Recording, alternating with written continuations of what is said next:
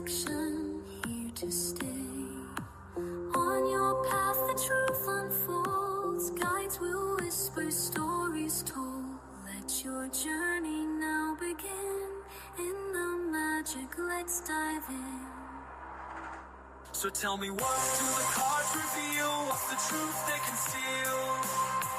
She's the high priestess with the key to every question that's haunting me. A lover's heart or a warning from the past. In the terror's embrace, I'm spellbound at last. Truth's come undone, it's a dance we must face. In the chaos, I find my place.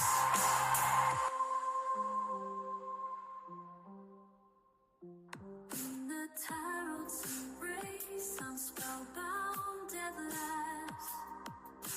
Truth's come undone, it's a dance we must face. In the chaos, I find my place.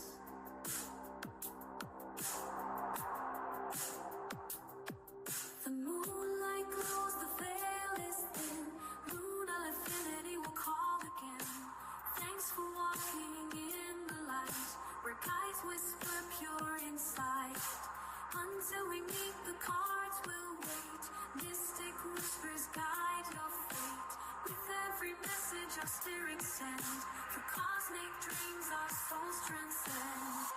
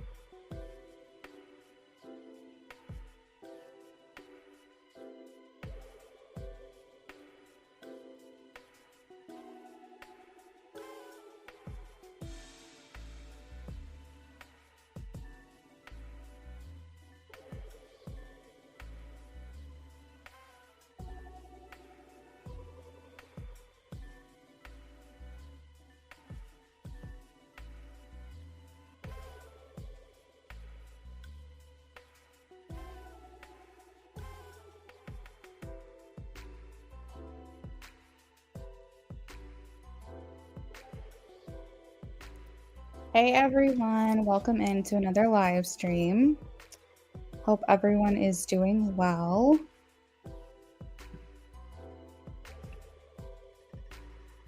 I went ahead and updated the order of the donation list. Also want to let you guys know that we had another angel donation tonight. If you don't know what that is, it's just somebody who follows the channel and wants to support and bless someone in the chat with a free reading. And you don't have to do anything but be here in order to enter. Make sure that you follow the call to action at the end of the free list. So stick around and we'll walk you through it. If you have been here before and you would like to participate, make sure that you stick around till the end of the free list as well. You have to be here in order to participate. As Amy said, please make sure that if you dropped a yes/no question, that you also are liking the live stream.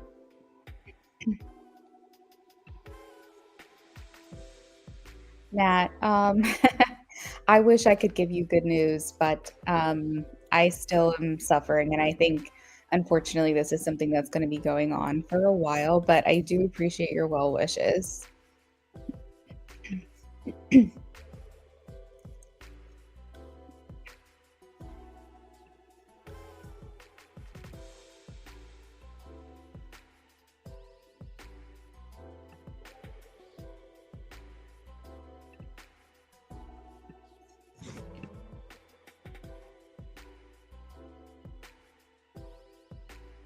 All right, let's go ahead and get started on the free list. Now would be a great time to like the live if you haven't had a chance to do that yet.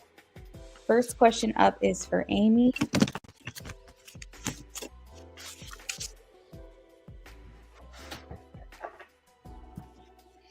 And I'm actually just going to go ahead and pop this up here as well, just so that way everyone knows we're doing this tonight.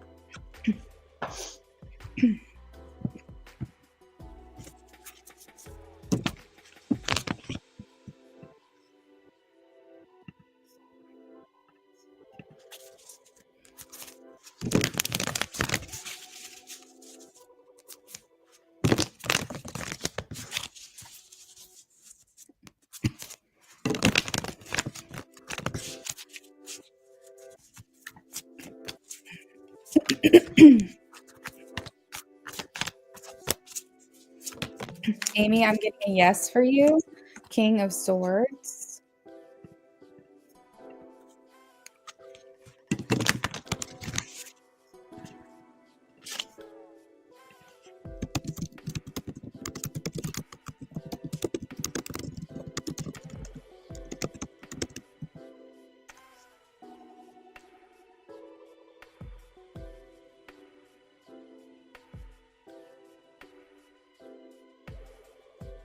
A DT.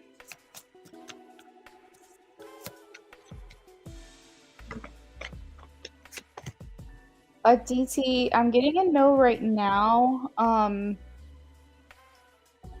It might just require possibly some more time. We have the Four of Pentacles. It doesn't mean that this person doesn't look at this connection and want to protect it and want to keep it safe. But I'm getting a no. So some aspect of your question is a no.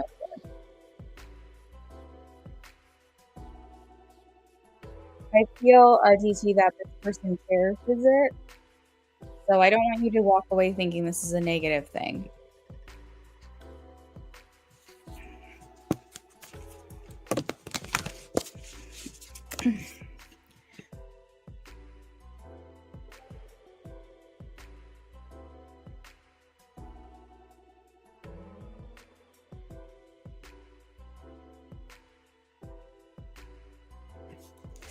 Anna.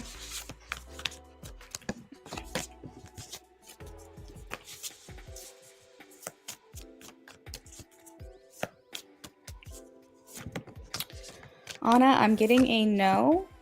It doesn't mean you won't make that or more, but I'm getting a no for your question. So maybe you'll make more than that. I'm not sure. Nessa.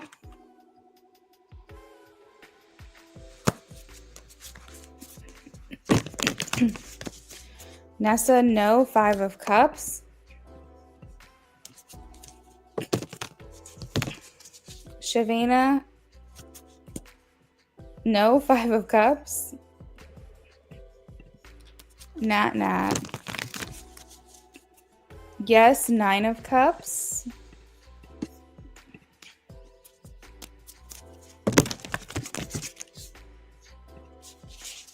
Sophie. Yes. 4 of Wands. Bria.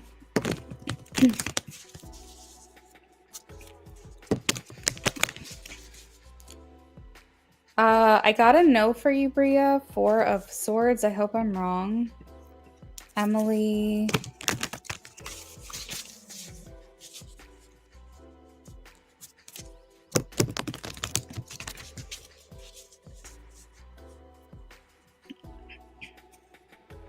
I have a yes, Emily. The Lovers.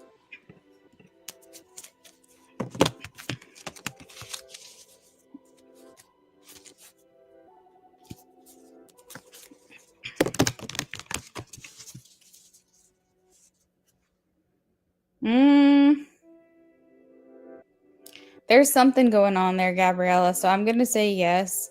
I had the Temperance card and the Devil and Justice. So I feel like there's something not good going on here.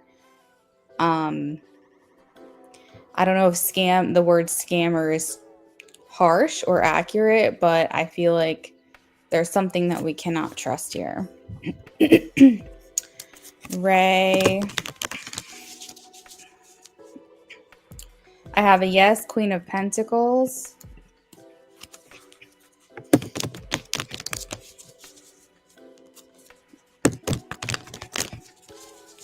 Ocean Summer, yes. The Lovers.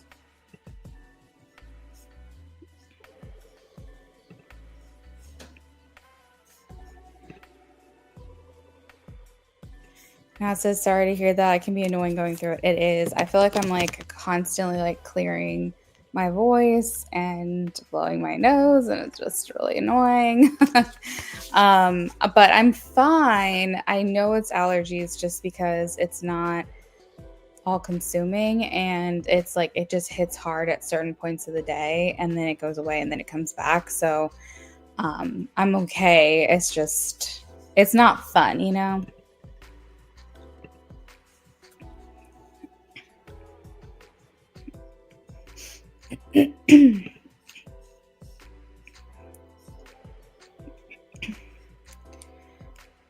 You're welcome, everyone. Dan, I'm doing good, thank you. I hope you're doing well.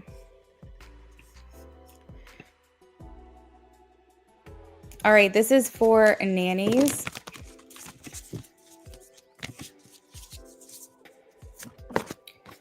No Knight of Swords for nannies.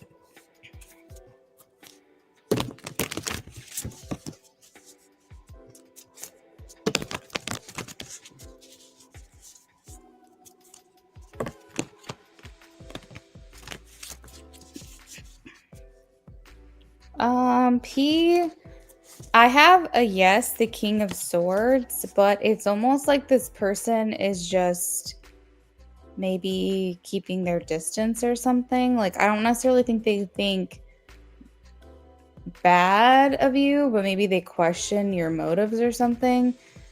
Yeah, I'm not sure. It doesn't, I wouldn't say it's like directly negative, but there is maybe something he doesn't want to associate with, or he's not interested, or I don't know, something along those lines.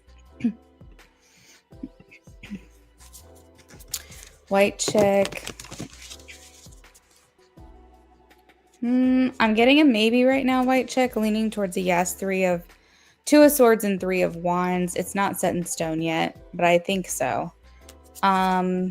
Georgina.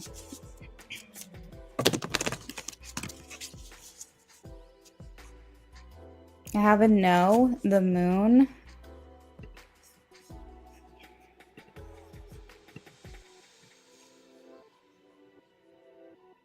Dan, good to hear you're doing well.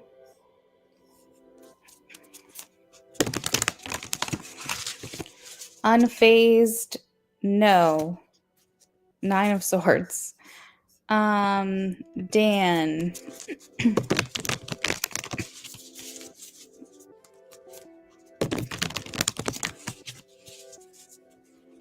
Yes, Three of Wands. Golden Moment.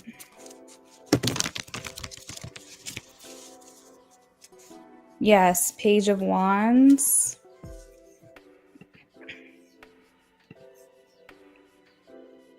Bodhi, get down.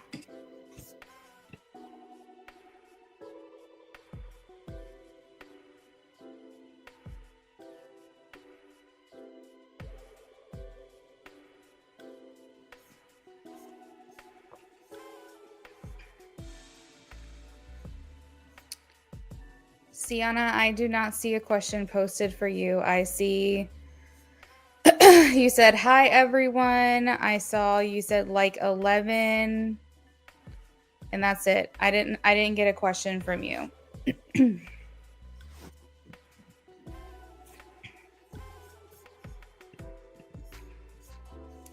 You're welcome.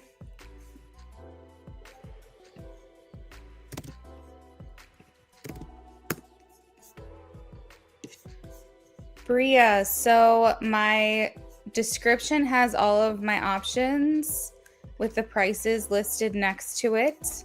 And then in the pinned comment, if you click the link, it will bring up my Cash App, PayPal, and Venmo information.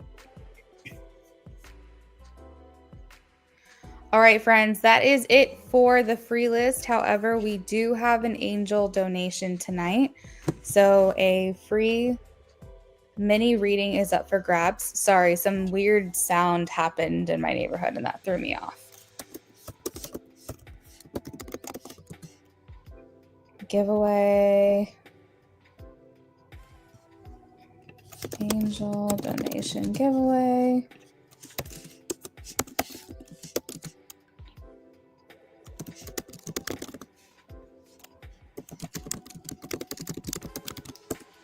Hey, lovely. Thank you for checking in. Bria, you donated? Let me see.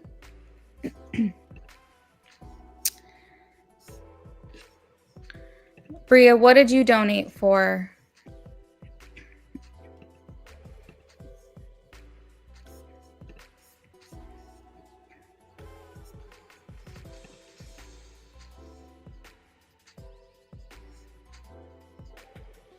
If you dropped a yes no question after 10:45, I'm not doing those questions anymore. That the cutoff is done for the free yes no.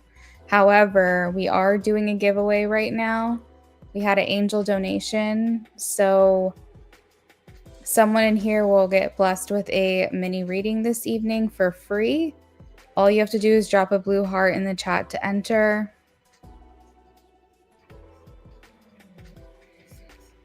Philomena, I got your donation as well.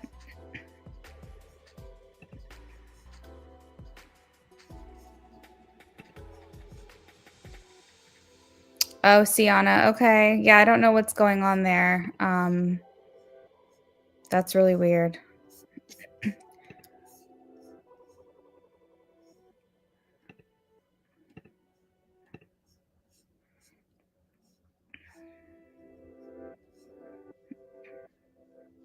Bria, yes, I know. I was asking, are you the donation that you sent over? It's a yes. It's enough for a yes no question. So I was just confirming that with you.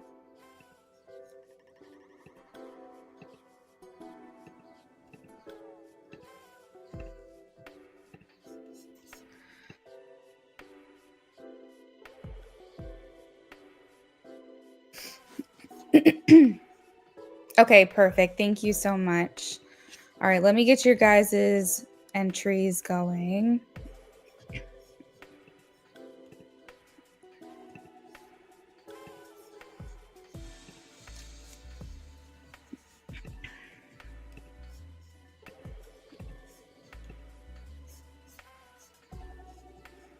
Bria, you can definitely drop your question now if you want to, but we have quite a few people ahead of you.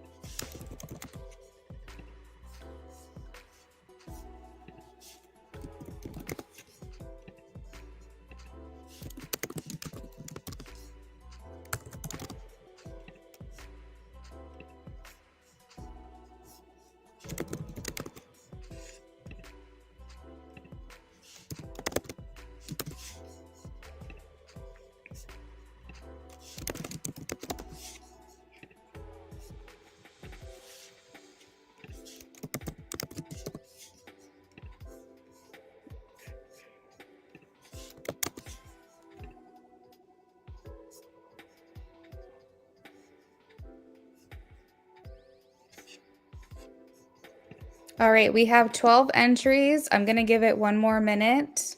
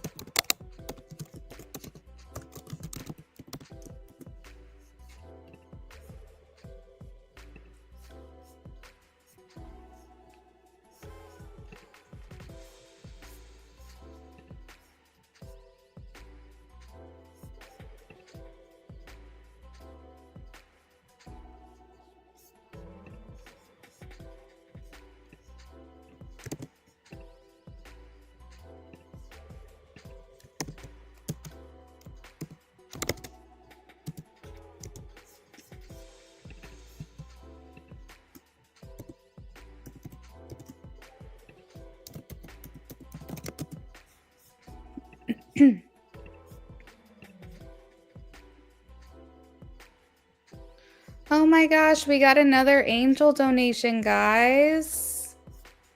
Yay. That's so nice. So this person did not state if they wanted to be anonymous or not. So let's just thank them because we'll be doing another giveaway in a little bit.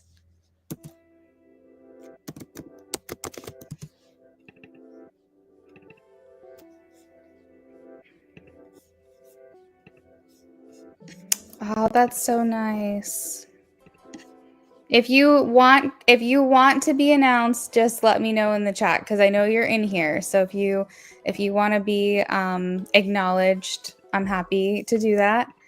But if not, no worries. I know some people prefer to remain anonymous, but thank you to that person. Really appreciate it. All right, guys, this is the order of the donations. DT, you came in just in the nick of time. I was about to lock it in. All right, guys, good luck to everyone.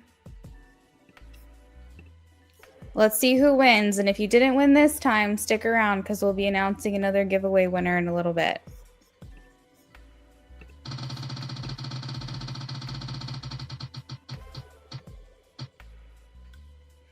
A DT! Oh my gosh, that's crazy. DT literally just came in at the last minute. Amy, I feel like you're always like right next to the person that wins. It's crazy. Congratulations, Aditi.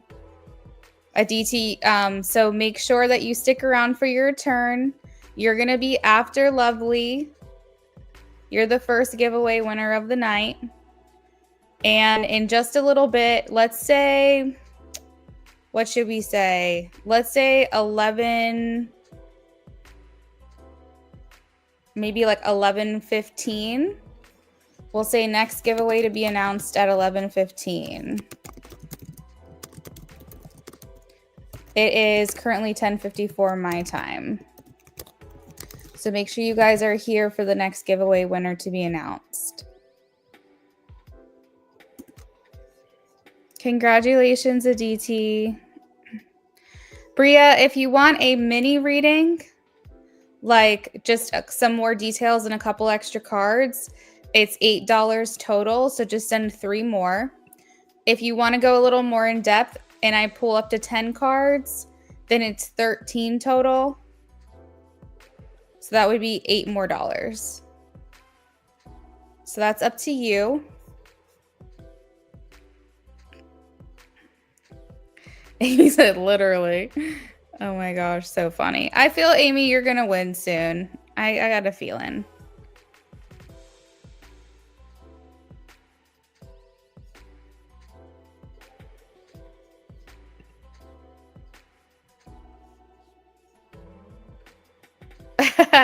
Oh, you're EST now?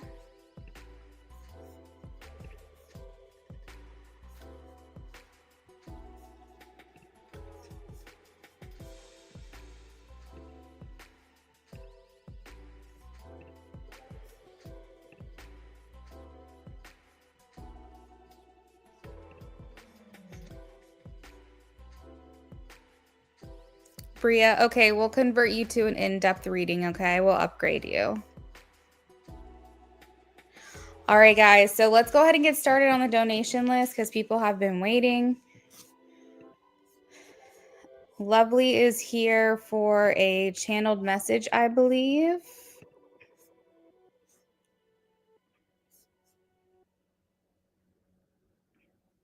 Channel reading from M. Okay, perfect.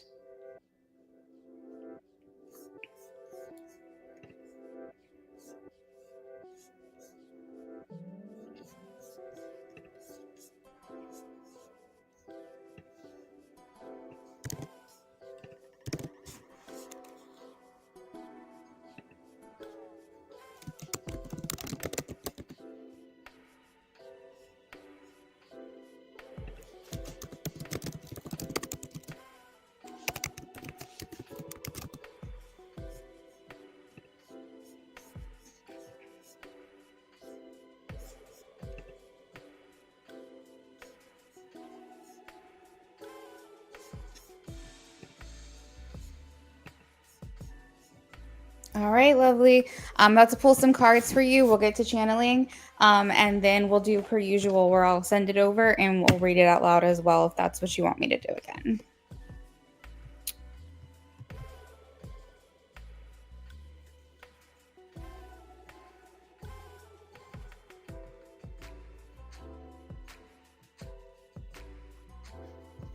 Anybody who's not able to stick around for their turn, like if you guys are in a hurry or you need to go somewhere, do something, but you're not sure if you'll be back when I call on you. If you are not a giveaway winners have to stay here. That's the only request. But people who donated, you're more than welcome to leave your question with me and go do what you have to do and maybe check in every once in a while. We might be on you at that point. The only people that can be skipped are the people that don't have PO next to their name, which is a pre-order. So if you're wanting to move up the list, there's not many people you can move up ahead of at this time. Just wanted to throw that out there. Hey, IJ. We'll try to get through these as quickly and as mindfully as we possibly can.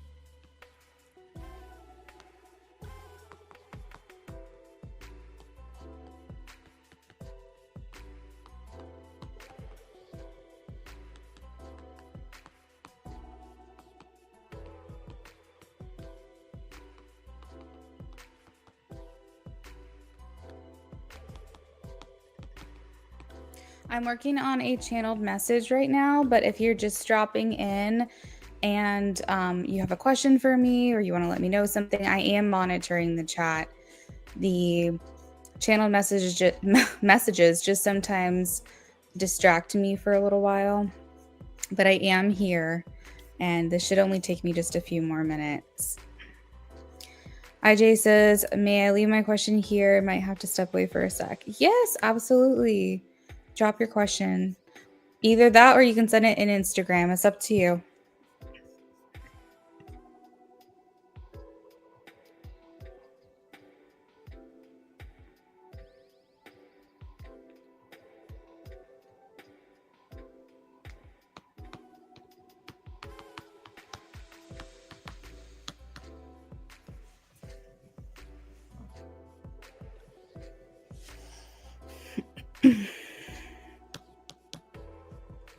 Got it.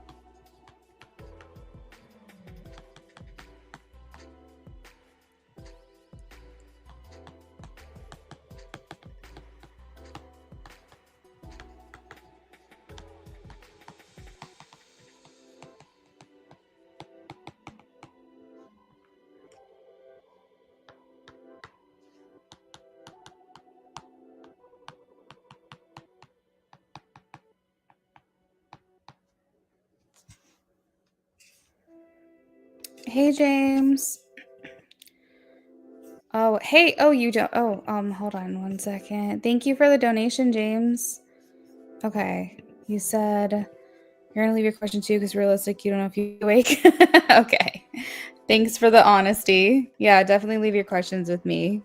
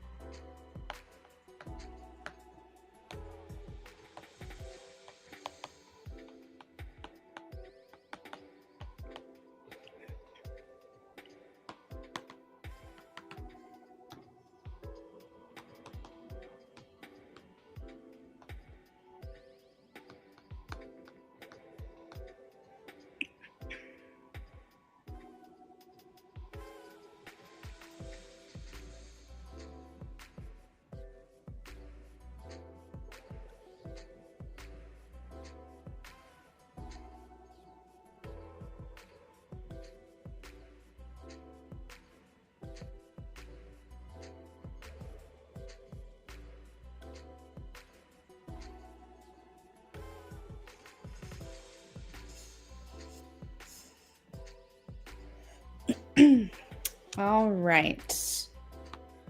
Eliana, I have your channeled message.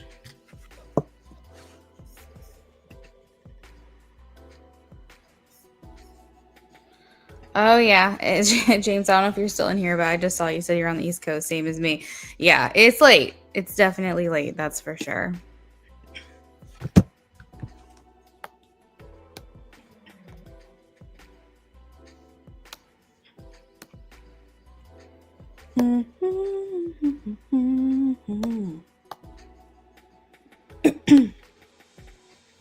Oh my God, I'm sorry. I keep calling you by your name. Oh my goodness. It's a bad habit. All right, so he says, I feel like somehow you know I miss you more than I could say if we were standing face to face. There's a pull that hasn't let go no matter what I do. It's your energy, your light, it lingers in everything. I feel it in songs and random places, and in those moments, I'm thinking of you and catch myself smiling. I think about us often in the ways I wish I could go back and change how things went down. The connection we made is special. I know I was carrying fears and open wounds, and I run when things get real, but I never stopped caring.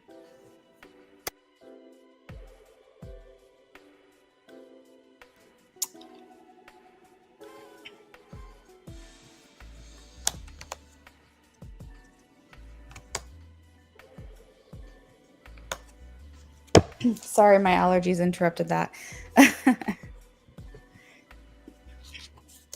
You had a lot of really great cards. You had the Two of Cups, the Four of Wands, the Seven of Pentacles. And the Seven of Pentacles came out with the Six of Swords. And then the last card was the Seven of Swords. You're welcome. Aw, well, I'm happy. I'm happy then. Thank you, lovely. Have a good night.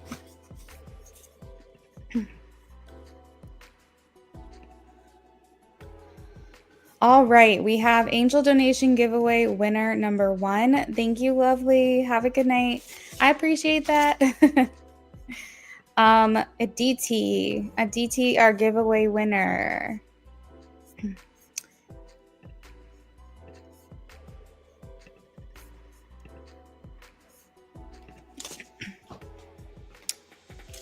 Thanks, lovely.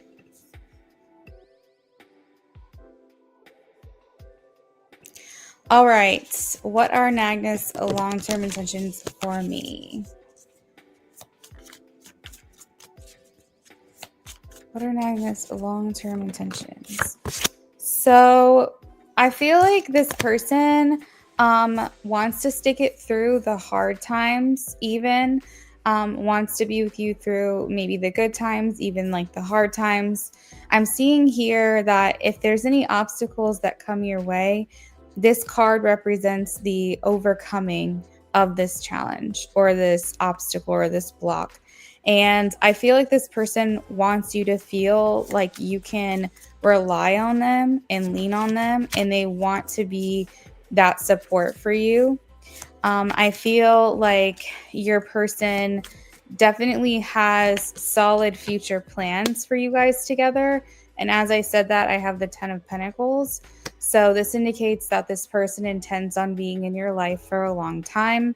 There may be future plans potentially for marriage if you guys are not already married. I think this person just wants to allow things to unfold naturally. I feel like they're serious and they're coming across serious right now. They're coming across like they have good intentions for you and for your future together. I feel maybe like they just want to make sure that things are not being rushed, or that if there is any problems that you have right now, that you guys can fix those before you move on into your next chapter. But with the Six of Wands, I feel like this person appreciates you and admires you as well. And I think that they just want to make sure that you guys are set up for success and that there's not anything that's going to get in the way of your connection. Do you have any questions about that, Aditi?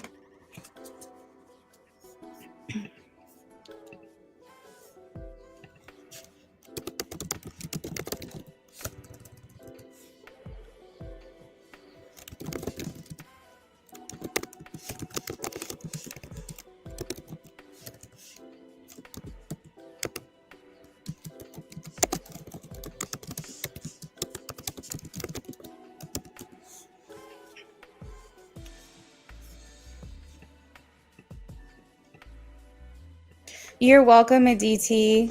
Congratulations again on your win.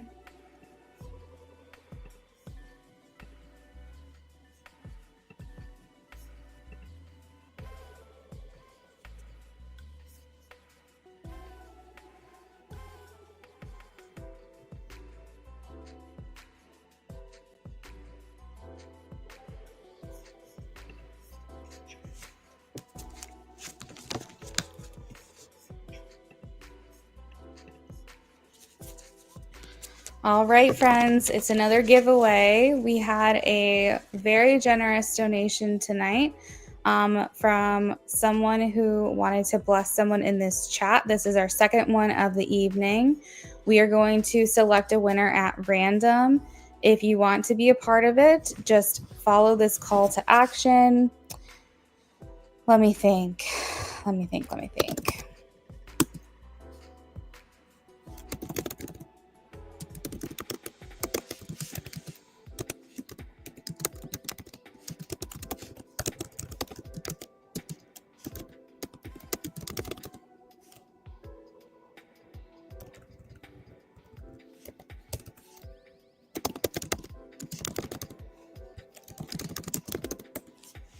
A clover? Oh, I already I already did a heart. Sorry.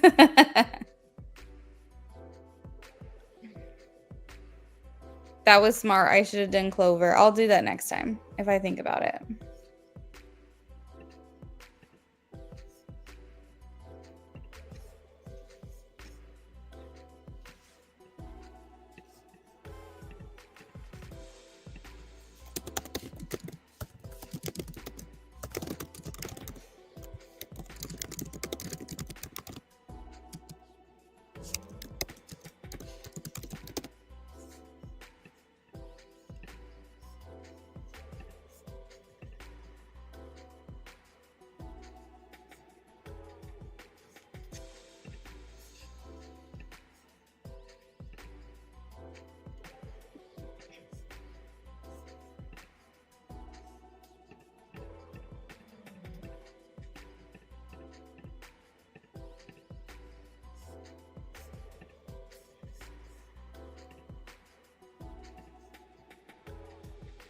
A peach.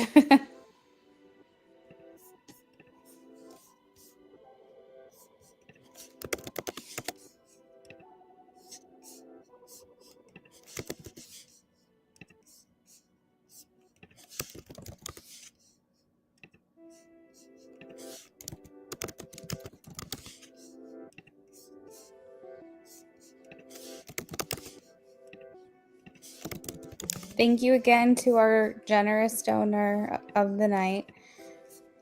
They didn't say if they wanted to be acknowledged or not, so we're just going to respect the privacy. But thank you. I want them to know we really appreciate this.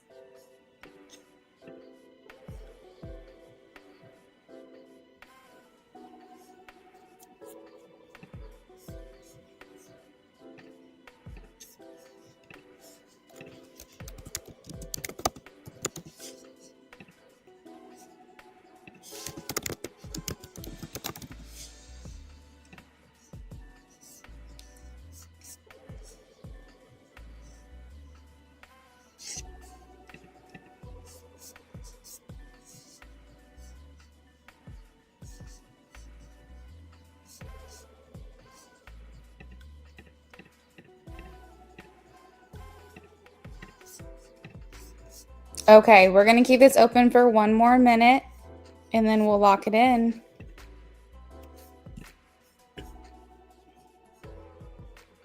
Let's change it up. Let's have it spin 7 times.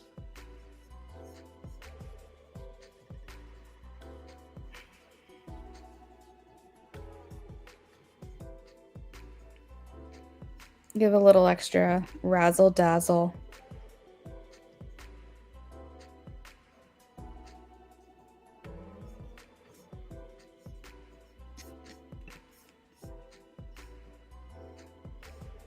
Oh, thank you guys for all the hearts. You guys are awesome.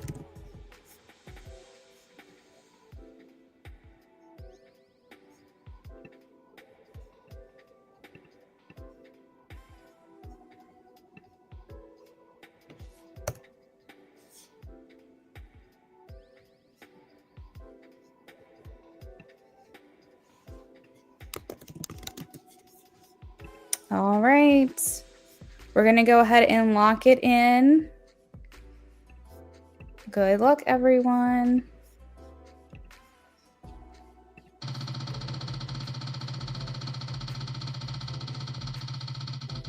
Well, that's really going.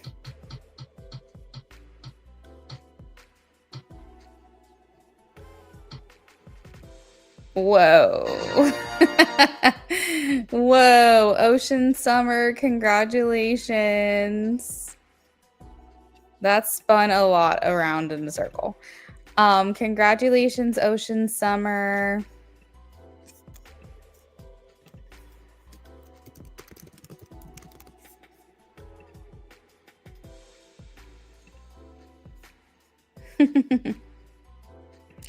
All right, guys. So this is the new order of the donations. Ocean Summer, we do have a couple people ahead of you. So just make sure you stick around. The only thing you have to do to make sure you get your reading is just be here. If you aren't here when we call on you, you do unfortunately forfeit your turn. So just make sure you stick around. I know. I thought it was going to land on James too, but that's why I like the Wheel of Fortune, because then it's fair and it's just whatever it lands on, it lands on. All right, guys. So this is the order. We are working on IJ next. James would definitely be well-deserved. You guys are all well-deserved, but James he contributes a lot to my channel financially. So he would also be a very good candidate for a win. But maybe next time.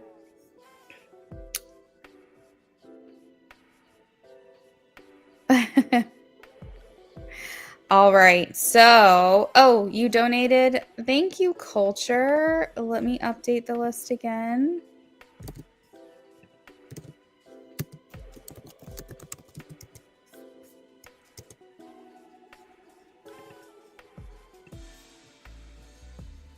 Okay, there is the new list.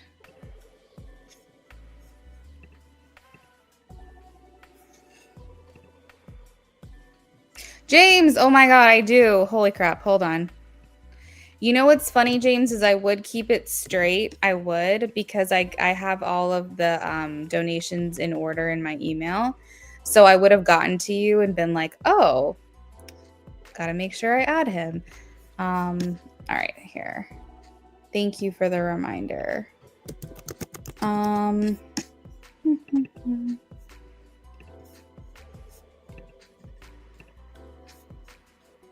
All right, let me double check. We've got IJ, Brittany, Bria,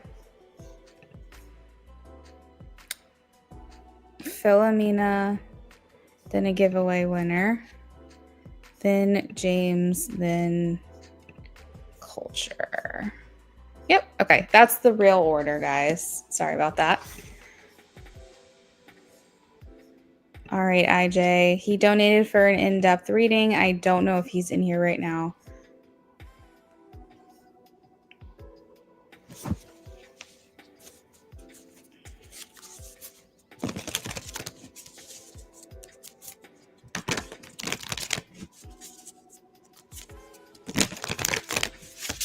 All right, IJ, this is for you.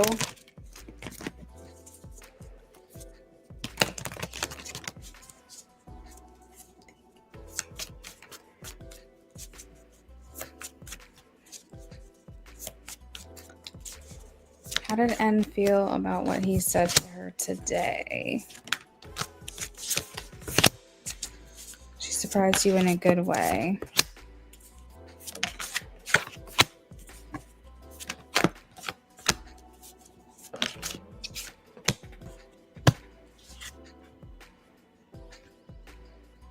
Shocking. I'm getting like surprising, shocking, caught off guard. We have the Tower here. So again, this is in a good way, because in this, hey, yeah. So in this reading, with this specific deck, the Tower is like a good thing. It's like a good kind of surprise. You caught me off guard in a pleasant way. So yeah, I think she's feeling good, but I think that there was definitely like an element of surprise here. especially with the Eight of Wands, because the Eight of Wands talks about something kind of coming in fast. So I don't know, did you kind of like switch things up on her today? Is there something that you said that maybe you haven't said to her before? I'm not quite sure. But the Knight of Cups here, it definitely feels like there was an air of romance about the conversation. So I don't know, maybe like she was feeling something, some kind of romantic connection. The Knight of Cups can sometimes talk about compliments. It can talk about trying to woo someone, trying to get you to see them in a different light. So maybe she feels like you, I don't want to say, well, no, because that doesn't sound right. Because I almost want to say lay it on thick, like almost like you kind of did something that really made something very obvious, like very obvious. It feels like, why is it obvious?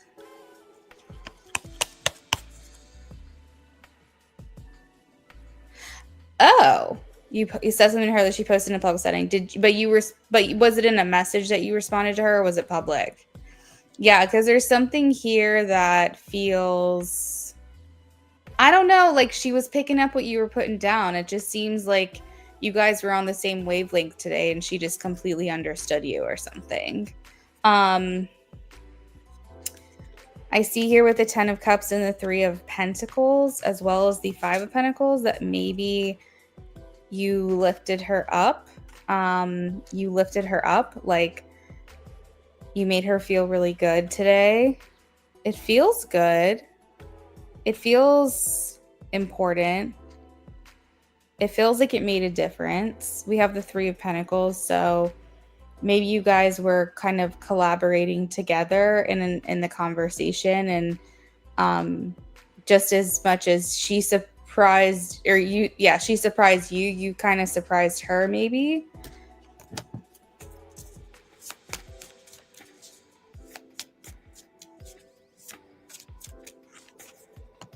I think she wanted you to feel like noticed. She wanted you to feel acknowledged and seen today. She feels like today was just another notch, another step, another step in the right direction. 7 of Pentacles. It's like you guys are both collaborating together to like kind of move this along or make this continue, like you guys are both working together to make sure that the conversation continues. I think overall she was very happy. We have the Ace of Wands and the Queen of Pentacles. So maybe just getting that extra confirmation from you today to make her feel like she's like this isn't all in her head. Like she's really starting to understand what you're thinking and what you're feeling. Because I think maybe for the longest time, she was like, he's kind of like giving me signals and signs. But I don't know if you're just getting bold, if that's the word. I said lay it on thick, but bold, that's the word I was looking for. You're getting more bold with it. Like you're becoming more bold with the things that you're saying. And it's becoming more and more obvious to her how you're feeling for her. So, yeah, I mean, overall, I think she enjoyed it. Do you have any follow-up?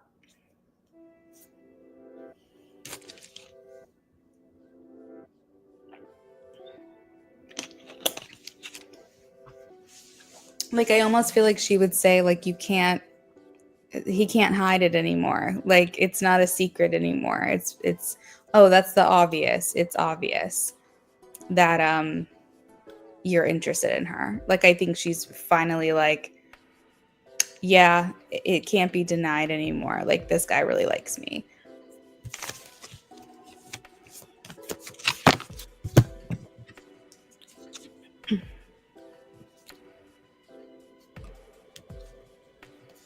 Yes, exactly. But I think what's interesting is that on her end, it's like She's like, you know what? I'm not getting my wires crossed. I'm not getting my signals messed up. This guy is into me, and like I can tell now for sure, you know. You're welcome. All right, Brittany is next. Brittany, did you happen to see my comment response to you? Because you asked me a question.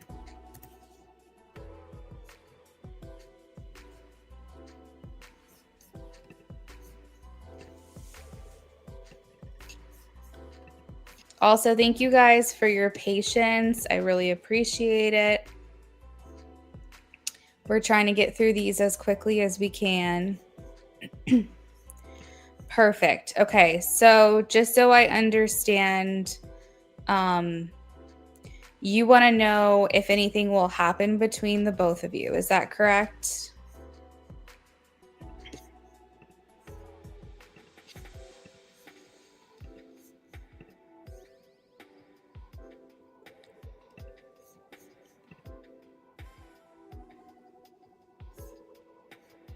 Okay. All right, let's take a look here. Have a good night, IJ.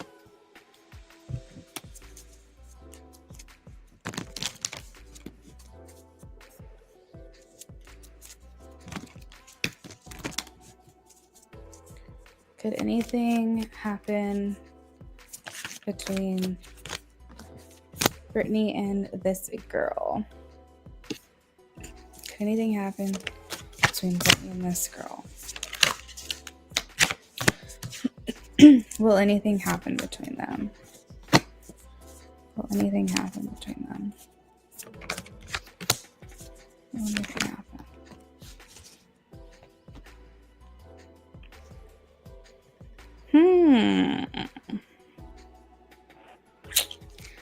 So, Brittany, I think that there definitely is something going on here. I'm picking up what you're putting down, especially with these cards. Now, what I will say is you have multiple cards here that indicate third-party energy. So, as I say to people, this could literally mean an active romantic interest that you or the other person is involved with. Or this could be lingering feelings for an ex or someone who they're not quite over. So it doesn't necessarily mean it's an active person. Like Christina's in a relationship with someone else right now. I'm not saying that. It's possible. But what I'm saying is whenever I get this third party energy, especially like double, it could indicate like a situation that could potentially pose a block for you with this person. And it might be like it might be you're not over something that you think you are, or Christina isn't, or she's still pining after somebody or something like that. So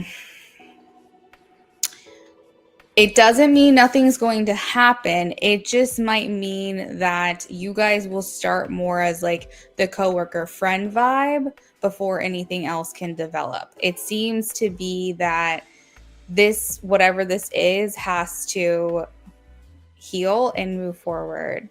There's definitely something here, 1000%. I'm definitely picking up what you're putting down. As far as like the attraction and things like that are. And then I also have, just to confirm for you, the Queen of Cups. And this indicates someone who is highly intuitive, highly sensitive, and highly aware. And basically you are tapping into something because of your intuition being spot on. So I don't want you to doubt yourself at all, but I just want you to know that something might not develop right away. So I asked, could something happen? And I'm getting coworker, friendship, quiet in the romance department, but you are picking up on something. Okay. So I think it kind of starts off slow is what I'm getting. All right. Now, will something happen? I got the Chariot, the Magician, the Three of Cups, and the Tower. So I think you are in for a huge Tower moment with this person, which indicates like a big epiphany, enlightenment, change, like some kind of sudden shift that kind of comes out of nowhere and catches you by surprise. And that may be what the start of this connection is like. Basically, that might be the spark of how it goes from being platonic to romantic. You got her gift card to Starbucks. Oh, I love that. The tower in this deck is always good. It talks about transformation. It talks about witnessing in real time the transformation that your connection will undergo. And through your power, actually, Brittany. So I think that you making these first steps towards this person, like getting her a gift card and doing like sweet things as the magician, basically stating that you have the power here and you have the tools to kind of push this connection along. Those things are going to be what kind of cracks open the connection for something new. I see a lot of determination. The Chariot here is a very like determined, dedicated person. So I feel like you've set your eyes on her, and I think that that's going to go far because you're going to be doing things that will get her to notice you even more. As far as the outcome, I have the Sun, lots of positivity, lots of happiness. Let's see.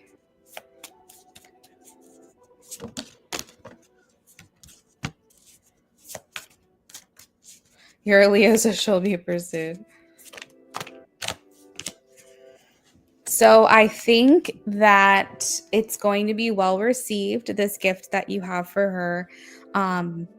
And I think it's going to be, you know, kind of magical. I do. I think that your connection is going to go through a lot of changes up ahead. And I think that it goes from being, like I said, platonic, where it's more like friendship and working together. And I think it does go into something more with her. I'm trying to get clarity on specifically like if you guys will enter a relationship, and I feel like Spirit is not wanting me to answer that question right now, so I'm not getting a clear yes or no. But like I said, I feel that the gestures that you're doing will move these things along. They're saying that through your willpower and determination, the Magician and the Chariot, you will create a shift in your connection with this girl. So I think it looks all positive to me. We also have the Sun, lots of happiness. So yeah, so just in layman's terms, I think that you guys are going to be, you know, I think you said you work together, so you're like working together, you're talking, getting to know each other. It's maybe a little flirty potentially. And you guys are kind of learning about each other. So you're going to discover some things about her, and she's going to discover things about you. And then after that, I think you will just kind of see where it takes you. Like I think you just have to go from there. But I think that there's interest from her. I do. The only concern that I have with her is that I don't know if she'll openly admit that right away. I don't know if she's going to, like, here's what I will say. I feel like she's going to be so happy, so caught off guard and surprised, but like pleasantly surprised. But I feel like she might not be very direct with you or like outwardly express her intentions or her feelings. I think that she's a little bit, what I say, on the shy side, I guess you could say. So it's gonna take some coercing. Like, I don't know if that's the right word, but it's gonna take some of like you kind of pulling her out of her shell a little bit.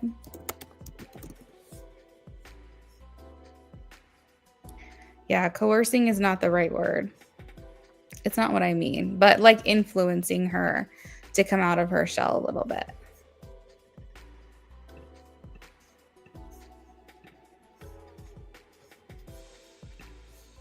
Yeah, she's shy.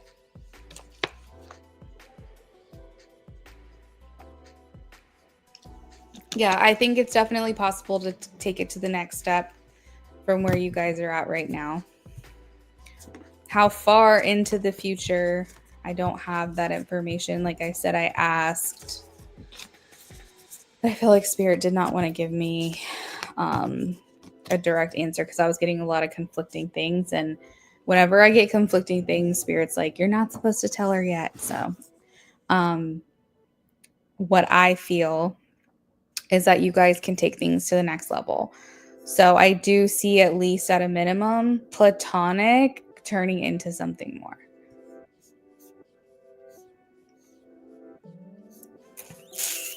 So, Brittany, before I move on, I just want to make sure that you didn't want to add on for anything else.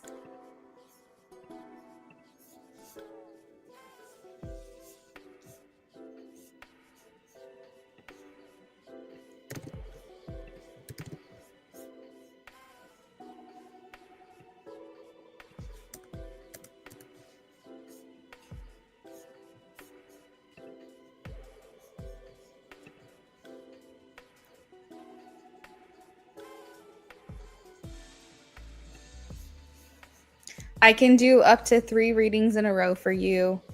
And then I'll have to put you back in rotation. So that's why I like to check before I move forward.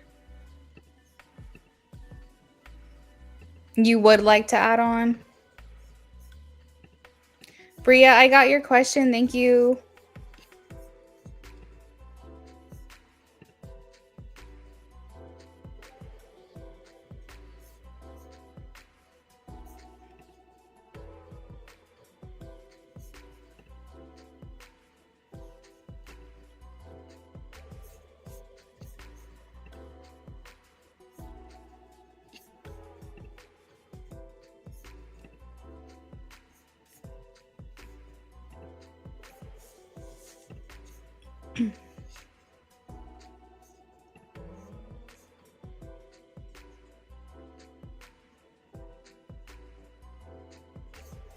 Okay, I've got you for a mini reading. What's your next question? Okay, I got it.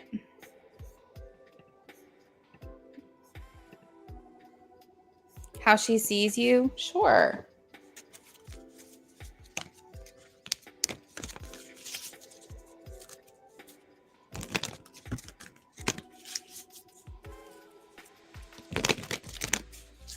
You're welcome. How does she see Brittany? How does she see Brittany? How does she see Brittany?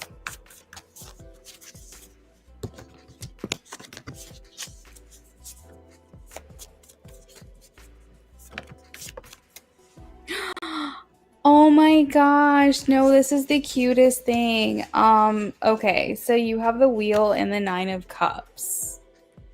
She sees you as, like, first of all, you're coming through as so positive, so happy, such like a ray of light. And she feels so lucky to have met you or something like that, because the Wheel and the 9 of Cups literally talks about feeling lucky and your wish being fulfilled. And so there's definitely an excitement that's coming from her where she feels like very excited and very lucky to know you or to be, spending time around you. She feels like you're just like this ball of energy and this ball of joy, and you kind of like march to the beat of your own drum, very free spirited and happy. And I don't know, maybe she's viewing you as someone who she kind of wishes she could be more like, but also is inspired by you too. You seem to her that you don't really let a lot get to you, and there's a lot of confidence that comes from you as well.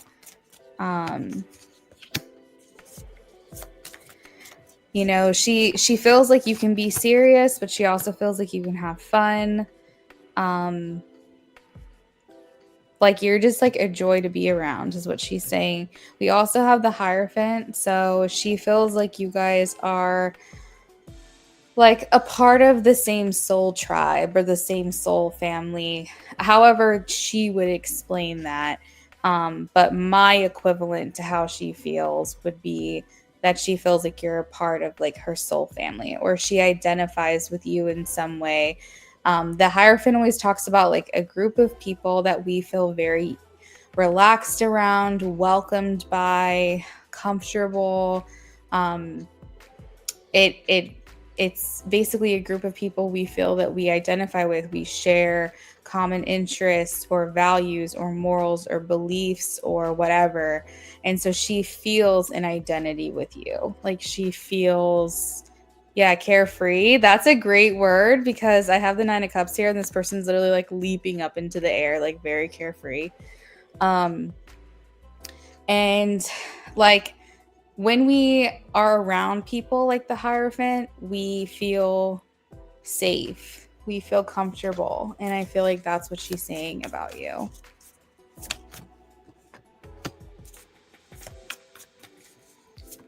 I think she's hoping that you don't go anywhere as well. She's like, I hope she doesn't leave. I hope she stays here. You just feel like very familiar to her. And I feel like there was like this unexpected but very happy connection that was made. And also, I think she thinks that you're like a goddess. Like she looks at you as just like this ethereal, very beautiful, just like enchanting type of person because you have the Empress here.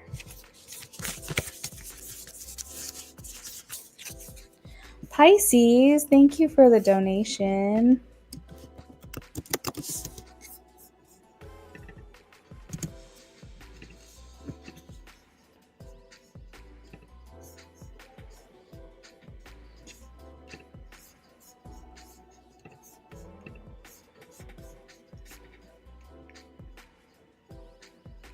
Yeah, definitely. The Empress is the card. It's like the highest compliment that you can receive by someone as a woman is the Empress. The Empress is like where you're just like otherworldly exceptional. Like this person looks at you as just so beautiful, so magical. Like there's just, you can't really describe really what the Empress is like. To receive the Empress as a compliment from anyone is the highest form of flattery, the highest compliment you can get from someone.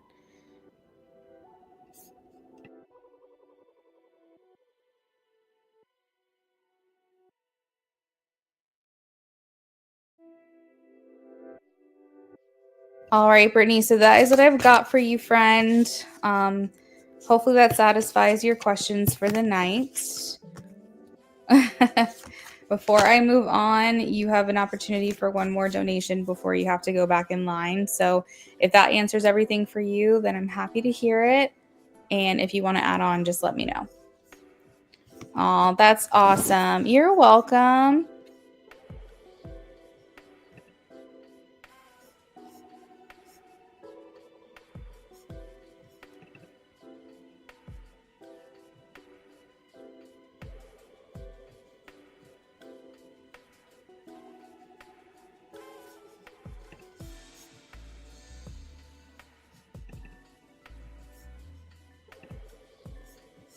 Good night. Have a good evening. It was good seeing you. Okay, next up we have Bria. Bria with a in-depth reading, I believe. Let me see. Yeah, in-depth reading for Bria.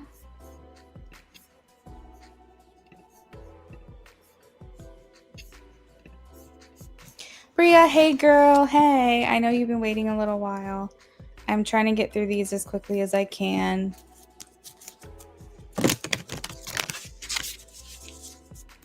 All right, so let's see what's going on with this job situation. Spirit, do we see Bria getting a new job soon? Do you see Bria getting a new job soon?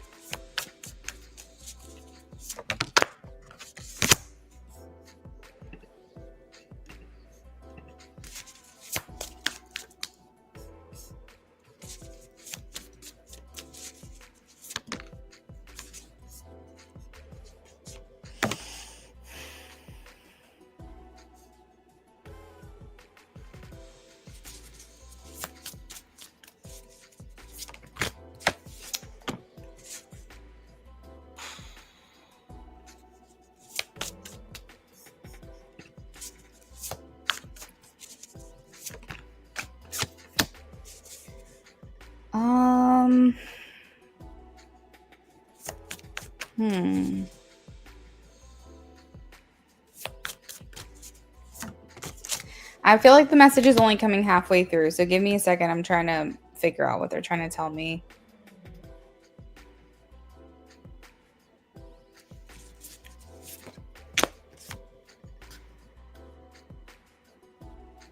So, Bria, I feel like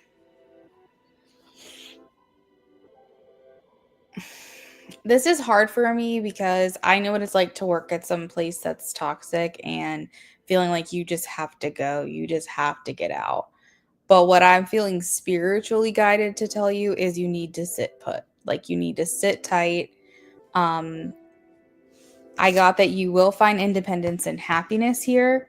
9 of Pentacles and the 10 of Cups, but they're stating that at this time it's not going to happen before the summer, like before June.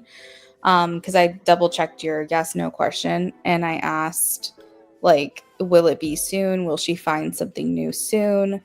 And I got a no, and I asked, well, when? And I got the Hanged Man. It said, wait, patience is needed. And I said, well, will it at least be before June? And I got a no, the Devil. So I said, should she leave her job? And I got a no, 6 of Swords. And then I said, well, what do you suggest? Because this is a toxic situation for her. And they said, don't do anything. The Emperor. The Emperor is the energy of like not changing, not moving, don't do anything different, just stay where you are. The 6 of Swords, when I asked, should you leave? Even though you're not going to have something else lined up, I got the 6 of Swords. That's the no for me. But this card talks about how things will get easier. And I said, well, what do I tell her? You know, like I feel like this is not going to be what she wants to hear. What do I say? And I got the 9 of Pentacles and the 10 of Cups. And they're saying that this situation will improve. You will get your independence from this job and you will get into alignment with something else, but they want you to take a beat. They want you to take a rest. They want you, 4 of Swords. They're basically saying, don't make any rash decisions. Now, this is spiritual guidance. I want to be clear. You can make any decision you want to. If you want to leave this job and you're miserable, all power to you. I'm not going to stand in your way. I feel though, coming from spirit, there's some type of spiritual protection that they're putting over you right now, that they're asking for you to stay put, probably for financial reasons, is what I'm getting from this. They want you to not think emotionally, but think mentally, which you're probably doing a little bit of both, to be honest. You're probably thinking how it's making you feel, but also you're trying to think of a way out and to dig yourself out of the situation. But they're saying they want you to remove how this is making you feel out of the equation. I know that's not easy, but they feel like if you leave without any kind of like backup situation, you're only going to be able to get by for so long. And I think they're worried that you're going to struggle for the next couple of months until you are able to find something. So I guess the spiritual guidance here is do not leave until something else is lined up. They just basically don't want you to go without financial income for an extended period of time, which to me sounds like will be a couple of months. Now, let me ask, with the way the energy is going right now, if you'll get anything by like July, August. Like, is the summertime a possibility?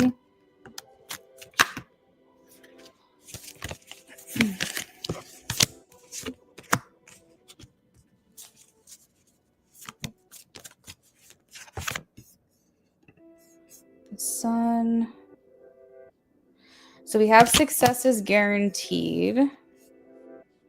5 months from now would be, where are we? April, May, June, July, August, September. So I think we're looking at this year, but I think it's probably going to have to come towards like the end of summer. Now, if you're not crazy about what I'm saying, obviously I want you to know that like that you can make your own free will decisions. But also, this is the current trajectory. So whenever someone's unsatisfied with an outcome, I always say, hey, this is just an energy check-in. If you don't like what you hear, then do something different. Change the outcome, change the path, the timeline that you're in right now. So that way you can expedite this. That way you maybe can get a job sooner. So if there's something that's in your power that you can do to maybe put more like pedal to the metal and maybe get more, like look at a different place to apply for jobs, get out to job fairs, like maybe apply to more places, be, basically do or think outside of the box, basically to get yourself out of the situation temporarily.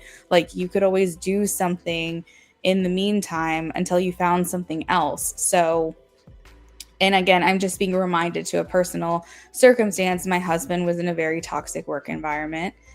And I said, he's like, I don't know how much longer I'm going to be able to take this. He worked there for like years and years longer than he should have, than he really wanted to. And we got to a point where he was just like, I'm under so, he like was starting to have like physical, like I was worried about his health, basically. You know what I mean? I was worried about his health. And I was like, I don't ever want to see you like this after work again. Like his blood pressure, it just wasn't worth it. And I said, look, I got Instacart. It took me a couple of months to get in, but maybe you can just go ahead and apply right now. And maybe in the next couple of months, you can do Instacart and leave your job. And then until you find something else, it can just be something in the meantime. And he actually he wasn't waitlisted. He got in right away and he literally quit his job like the next day. So if you have to think outside of the box, like if you have to think of something that you can do to like satisfy your income for now or supplement it at least, then you'll have something to kind of fall back on, a little cushion before you can find something else. That would actually be enough to probably change the outcome of this reading. It's just the main thing I kept hearing is money, money, money. Like she's okay, but she needs like more stability financially. And I don't want to like talk your finances. Obviously, that's personal. But basically what they're saying is I worry that the amount of money that she has versus what she needs to use versus the amount of time it's going to take for her to get a job, there is going to be a deficit. There is going to be a period of time where she's really struggling, and I don't want that for her. So hopefully this brings some enlightenment or maybe gives you some ideas of things you can do to get yourself out of the situation. But I think that until you can find something else to kind of switch over to temporarily before you find something new, they're like, just stay there. Just at least give yourself, that income that you need right now, and then go from there. So I'm really happy. Thank you so much for taking this message so gracefully, because I hate giving bad news. Like I hate telling people what they don't want to hear. But that is what I have for you, Bria. Let me know if you want to add on for anything else. And if that satisfies your reading for the night, then I wish you the best of luck. Been there, done that. I know what it's like to work. I think everybody knows what it's like to work in a toxic environment. And look, that's why I work from home and do tarot readings, because I got to work for myself. I can't with all of that. I worked for corporate and in the medical field and anything in between that you can think of. And it just wasn't for me anymore. So I'm never going to tell you to stay somewhere you're miserable, especially if it's affecting your health or your mental health.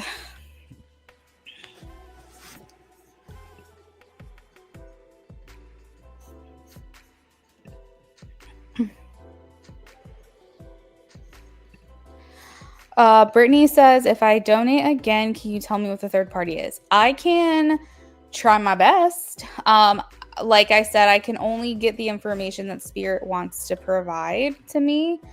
So I can pull for it. We can see if I can get any kind of more information on that. And just see. I really don't know what I'm going to come up with, but I just will have to see when I look at the cards that I pull for you to try to get you more clarity. I just can't make any guarantees. I'm going to have it's someone she's with right now or something. I don't know. We'll just have to see. So Brittany, that's up to you if you want to do that. But I'm happy to pull for you and try my best.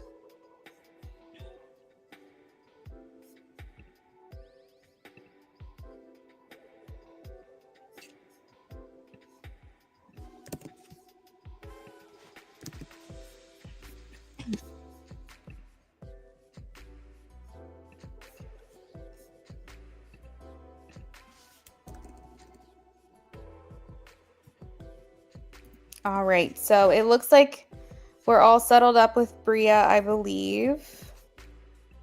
So we're going to move on to Philomena.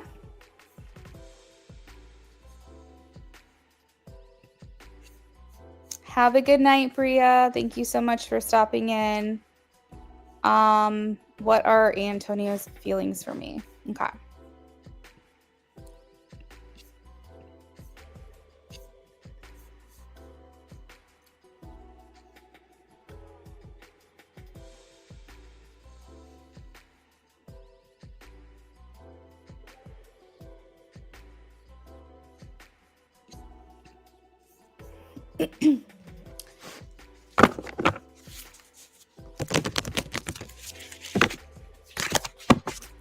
For Antonio's feelings for Philomena.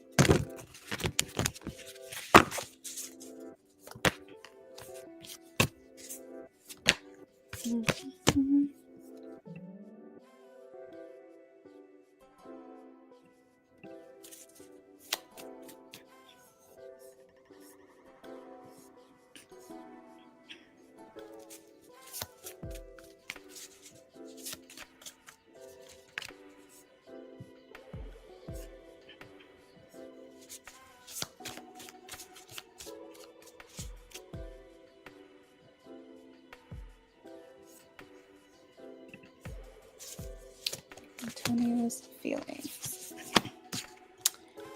Well, Philomena, I think Antonio really likes you. I think that he's not exactly sure what to think of you in terms of what you think of him. I think that I feel like he wants you to see the best in him and he wants to make a really good impression on you, but I feel like he's saying I have a hard time reading her and I'm not quite sure what to do. I have the 7 of Cups and it's like him trying to strategize like what he should do next. Like he wants to make sure that whatever moves he makes or whatever things he says to you or whatever advances he makes in your direction, that you take it well, in that you want it, and that you're consenting to it, and that you're happy for him to be pursuing you. Because I feel like he wants to act on impulse a lot of the time. He wants to show you how he feels for you, and I feel like there's a lot of affection for you that he has in your heart, or in his heart. And I feel like he wants to show that more often. But he wants to make sure that you are also wanting the same thing. I think that he's hopeful for a time where things are very smooth and happy, and that you guys are on the same page and you guys both know like what you want from this.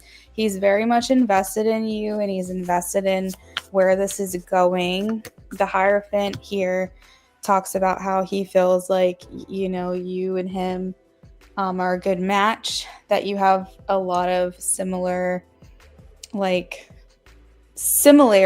whether that's like common interests, similar beliefs, morals, values, potentially. Like, he feels very comfortable around you, is what he's saying. Like, I feel like she's a part of my soul family, or I feel like she's like someone I'm just very comfortable with. And whenever the Hierophant is around, when someone feels the Hierophant with you, they feel like they could be like themselves around you. They feel safe to show up authentically. And the Moon here indicates that there's a lot of depth that he feels for you in this connection, but he doesn't say a lot of it. And I don't know why he holds back, whether he's just a shy person, or he feels like he doesn't want to rub you the wrong way or say the wrong thing. But I think he's very hopeful for what's to come here. And also with the Seven of Pentacles, like I said, he's very invested in this. Like, he wants to see where this can go. There's attraction here, Ace of Wands.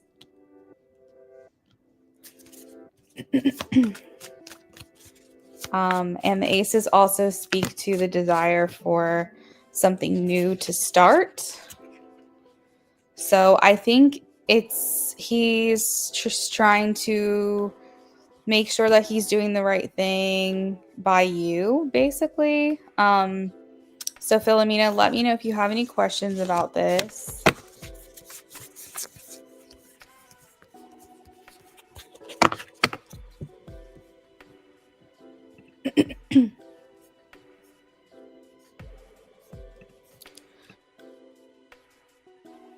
You're welcome, Bria.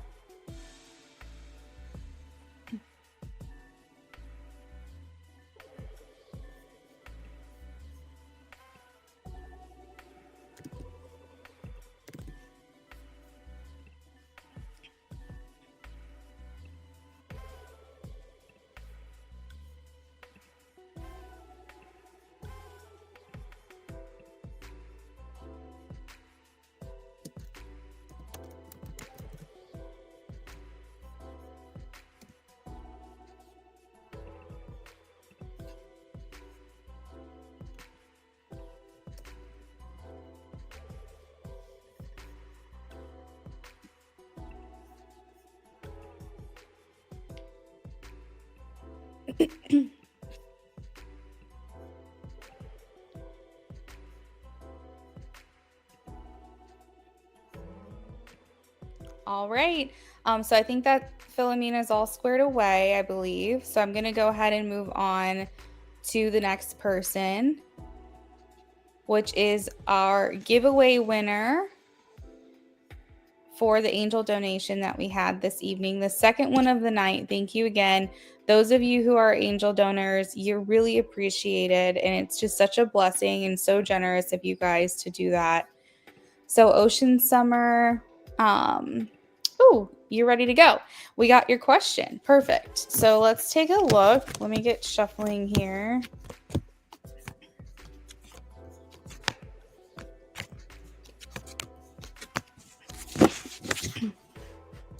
And also, we have gotten through all of the pre-orders that were immune to line skips. So everyone else that's waiting, if you guys want to skip the list, it's $5 to do so. If you do not want to be skipped, you want to make sure you hold your place in line, then it's $5 to do that. First come, first serve, basically. So if that's something that you're interested in, like if you're at the end of the list and you don't want to wait, you can move up because we don't have any more pre-orders on here. Ocean Summer. Well, Roger, Cancer, and you have a physical relationship this year.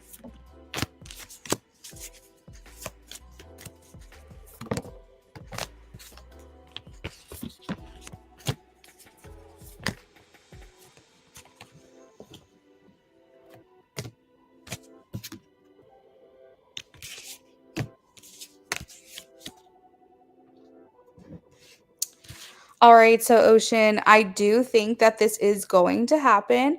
The Temperance card shows up with the Two of Swords, which indicates that somebody here in this connection has felt like they need to have self-control or self-discipline, and also they're battling with uncertainty whether or not this is something they should do or something that's going to happen or something that's going to move forward. But I am getting a yes. I see that the seeds have been planted. We have the Seven of Pentacles. This is in the works. It is something that's going to happen this year. And we also have the Hanged Man and the Six of Cups. So this indicates like a feeling of safety and comfort that you guys will experience during this intimacy. And also, I think it's going to happen more than once. I feel like you guys will kind of open the doors to each other to like explore maybe more like alternative things you guys can do in the bedroom. So it might start off very like traditional, but then I think that you guys, the more you do this, the more comfortable you get to start exploring other things. So there's a lot of like exploration and adventure that happens. But overall, we have the Two of Cups and Ten of Pentacles. So this is like feeling a lot of connection and like a sacred bond, and maybe even like feelings of like love and tenderness being exchanged between the two of you. So Ocean, that is what I have for you.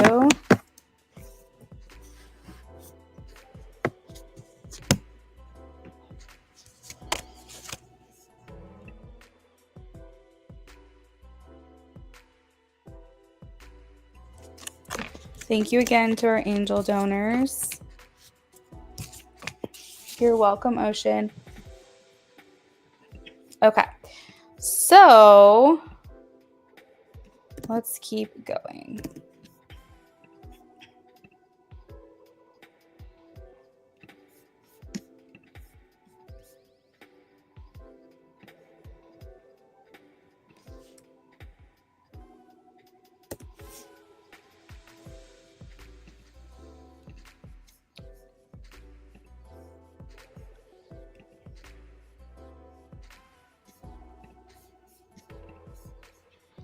All right, the list is getting smaller. We're making it through, guys. We're making it through.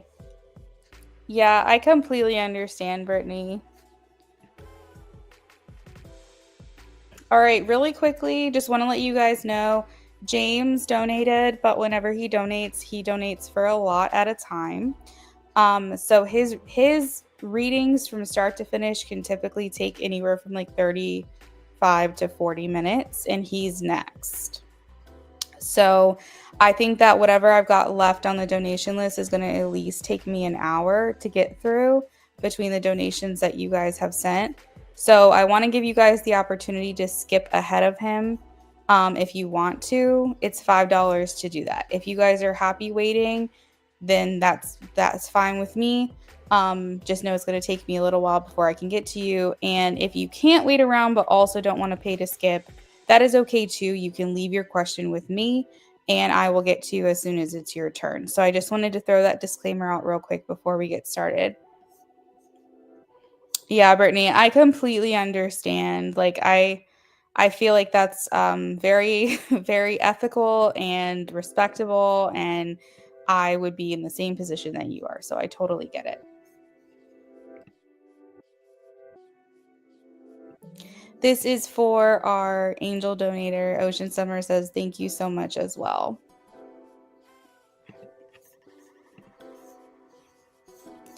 Brittany, it looks like you decided to skip ahead.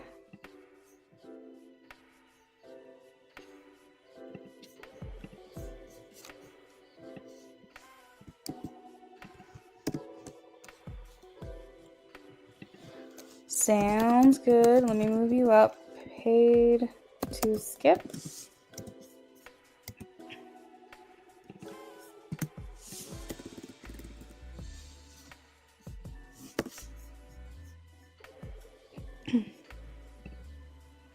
Yeah, I got you. Yeah, I understand. That's why I wanted to throw it out there. Usually I can get through things pretty quickly, but I want you guys to feel like I'm dedicating, your appropriate amount of time towards you guys, and like you guys are getting my undivided attention. But at the same time, I have to be mindful as well of how long everybody's waiting. So it's a balance. It's an act here. All right, so let's take a look at your question in regards to, we'll just throw that up on the screen. You said, okay, you want to know who the third party is. Okay, let's take a look.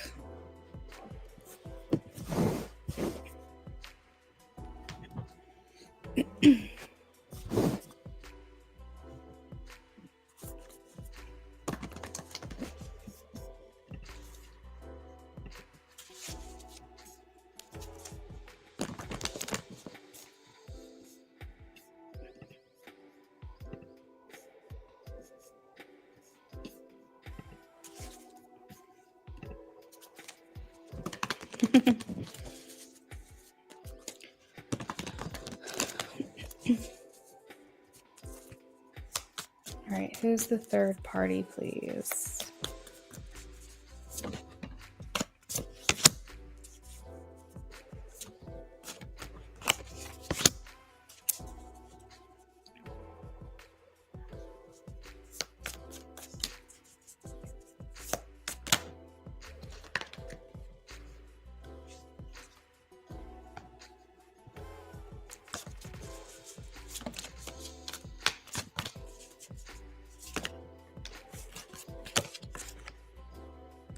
Okay.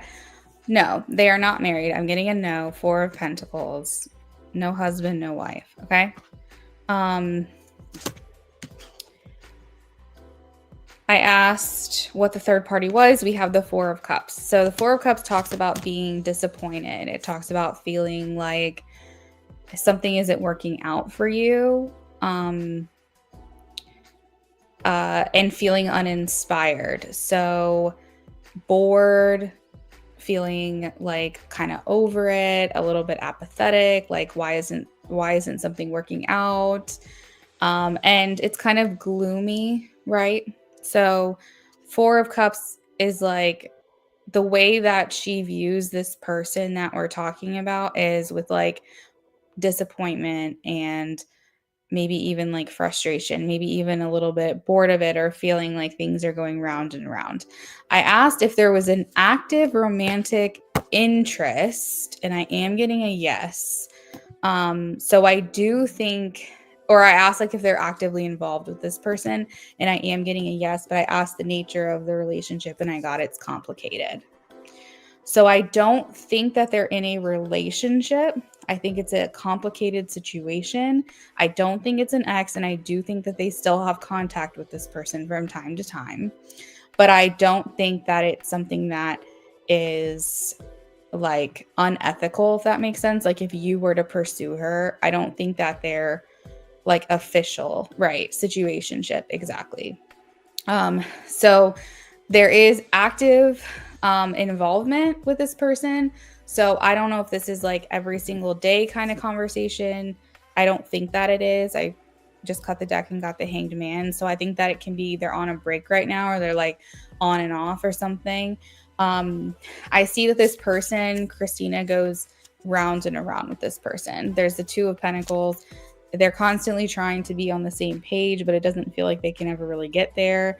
And I feel like they feel like they're in this kind of cycle. And remember, the Four of Cups here, basically, who is this third party? Four of Cups. So that indicates that there's a level of like disappointment that she has with them.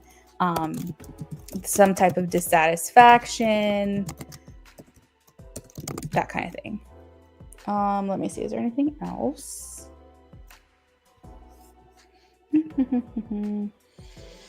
I do think that there are feelings here that are still unresolved for this person. I think that they deal with like a runner and a chaser dynamic. We have the Knight of Swords and the Knight of Cups. So someone's a chaser and someone's a runner.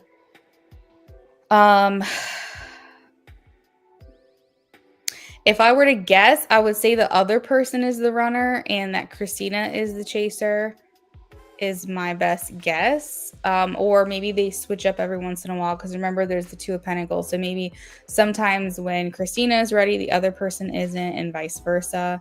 But right now it does feel like Christina feels disconnected from this person.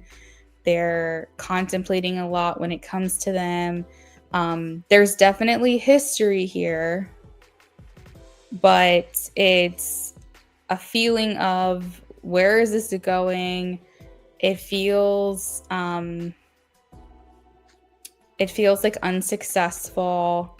It feels like you're not really getting what you want.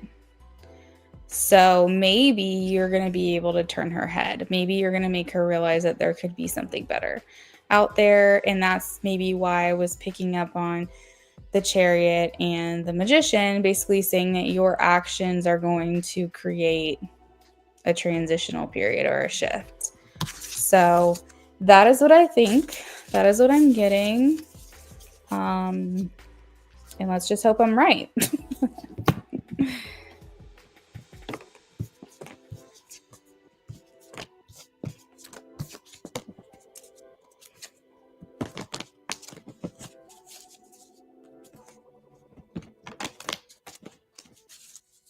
Yeah, you can add. Yep. Yeah, you can add up to 2 more times. It's three readings per turn.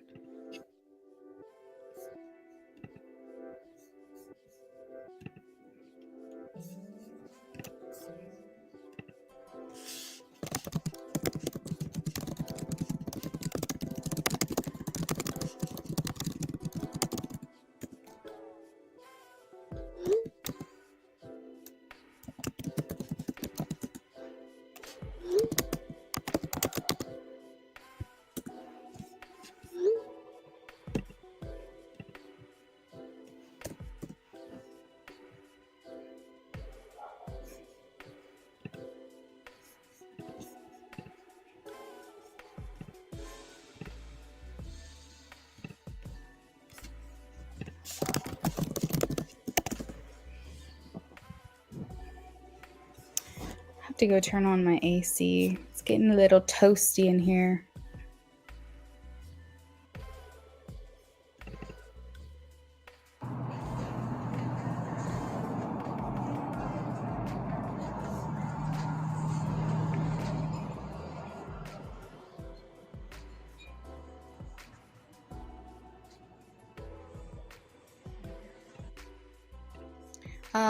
Brittany, while you send over that donation, oh, you did. You sent it already. Okay.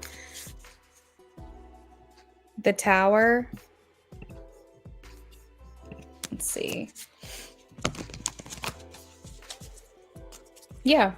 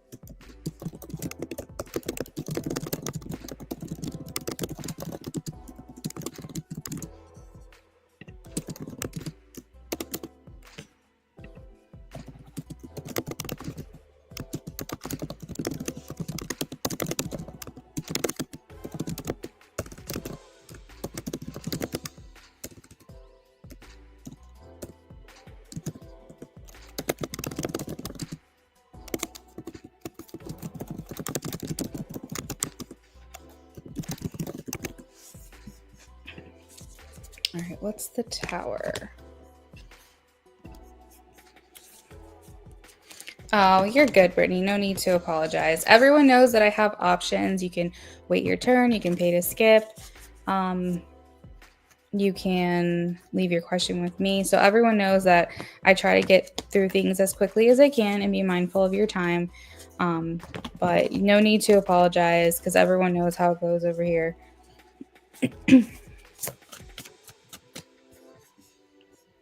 The Tower came out in the first reading. That's what I was referencing. I just want to be clear. It did not come out again.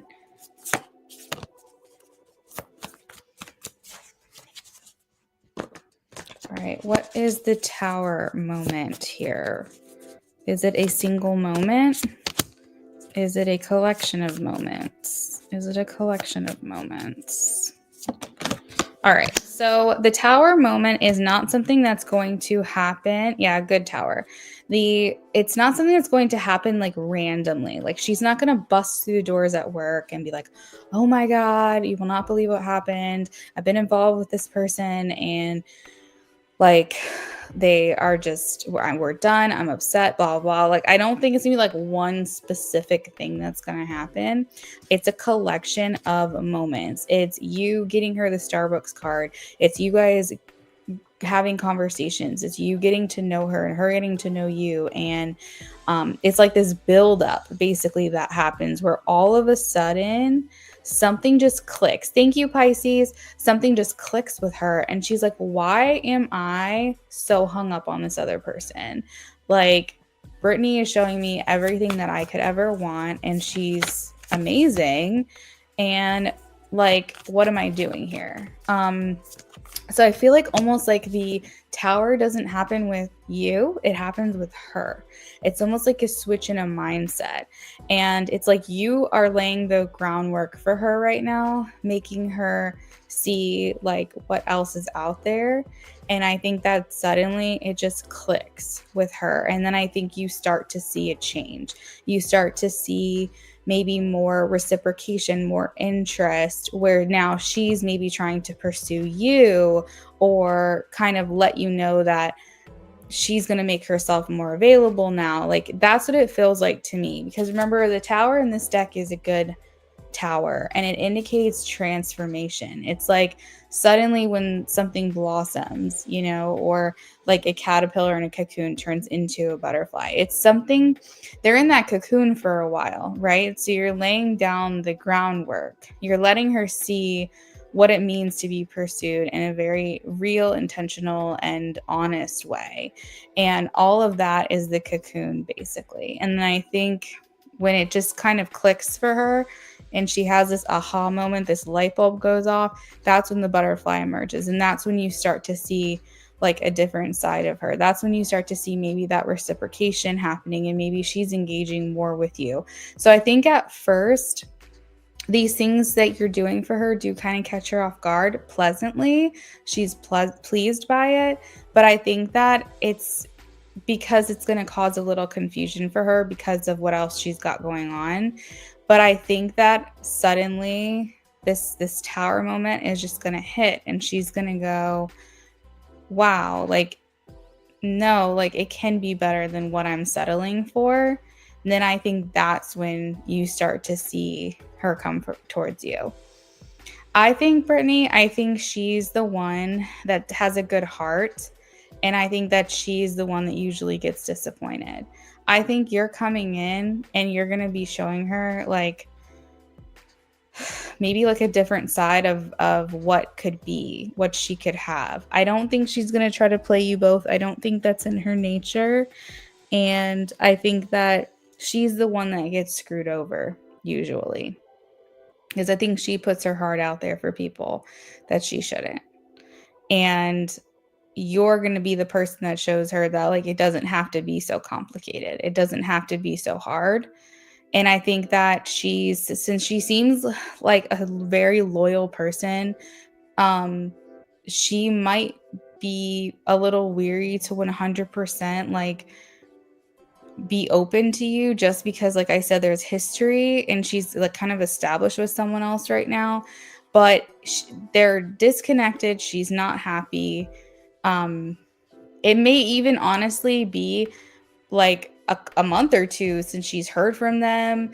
Um, they've not really like officially ended things, but it's one of those like open-ended things that it's complicated, like you said, situationship. And I think because she's such a loyal person, she's gonna be a little cautious with you because she's gonna feel maybe like she's betraying this other person, but this other person isn't giving to her. She's settling for this. And I think that, like I said, that tower moment is gonna all of a sudden be like, you know what am I doing? Like, I don't have to settle there. I can actually be with someone that I'm interested in, that's interested in me. And so I think that's what happens. Yeah. So I don't think it's like I said, I don't think it's like one moment. I think it's just like a collection of moments of her feeling appreciated, Six of Wands, by you, and appreciating you for the things that you're doing to appreciate her. And I think that like then she just, the light bulb, goes off and she's like, what the heck is going on? What am I doing? Because she may feel a little conflicted at first, but I think eventually she'll see that you're the better path. And I think that, like I said, she feels very grateful to have met you. So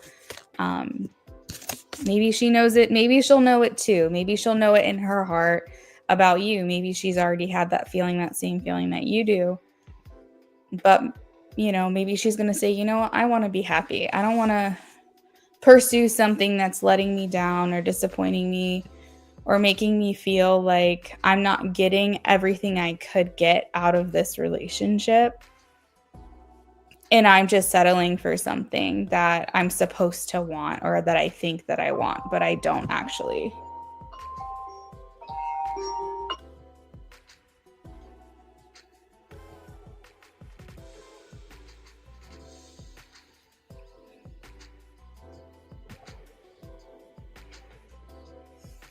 Oh my gosh, did she really?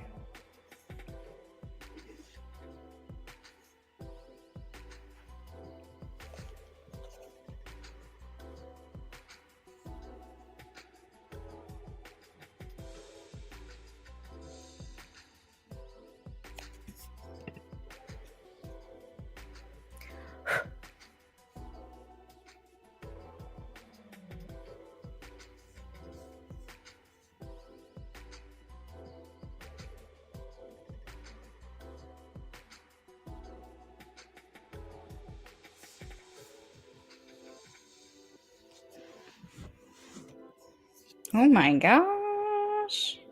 Yeah. What did she grab your hand for?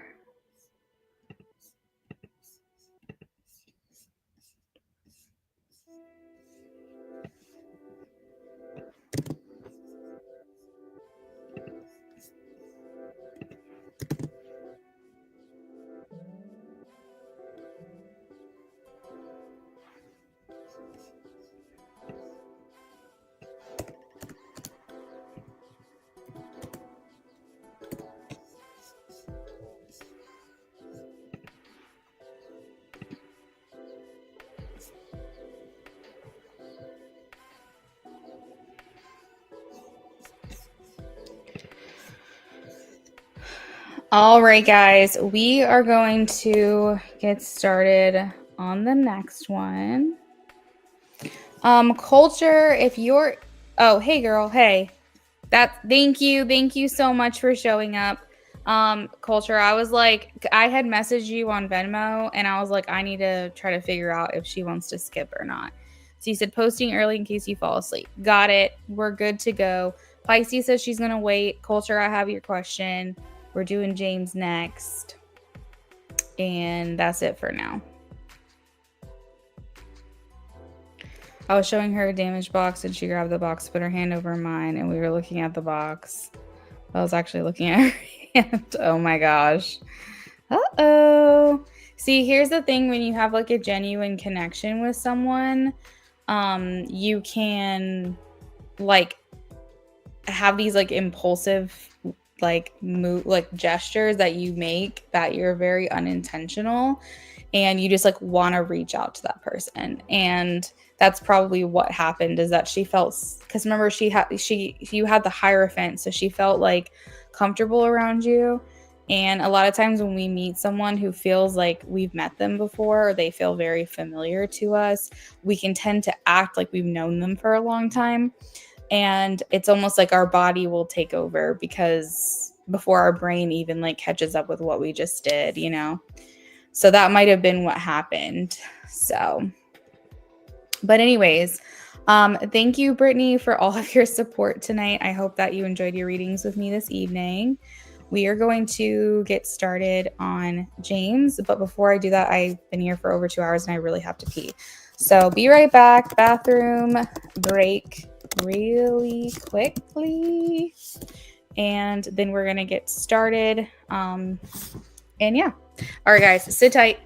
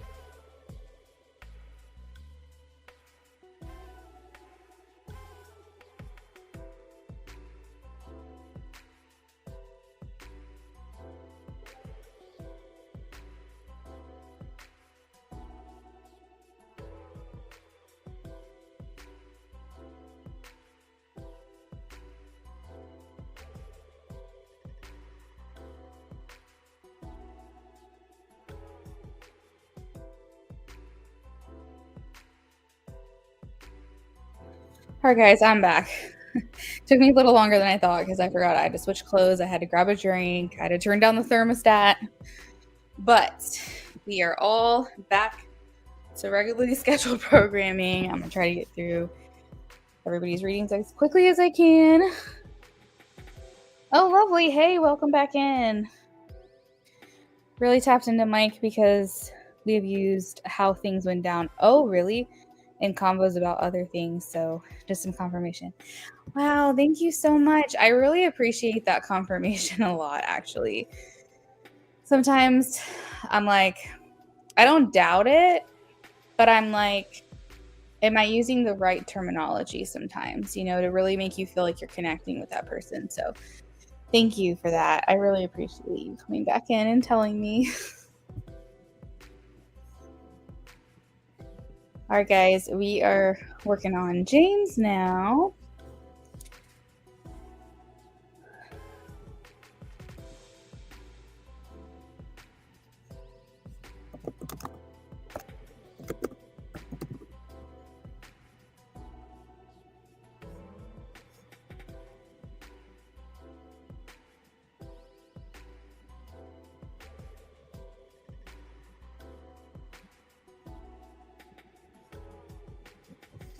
Have a good night, girl.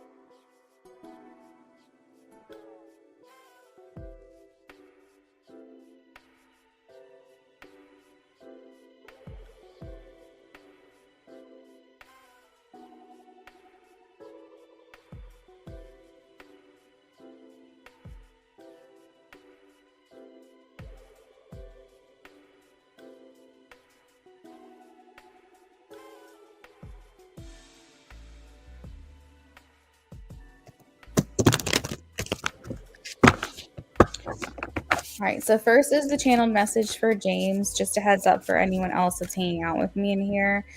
I typically don't talk much while I'm channeling. I am still monitoring the chat. So if anyone has any questions for me, I can still see what you're posting, but I'm focused on channeling right now. So just throwing that out there.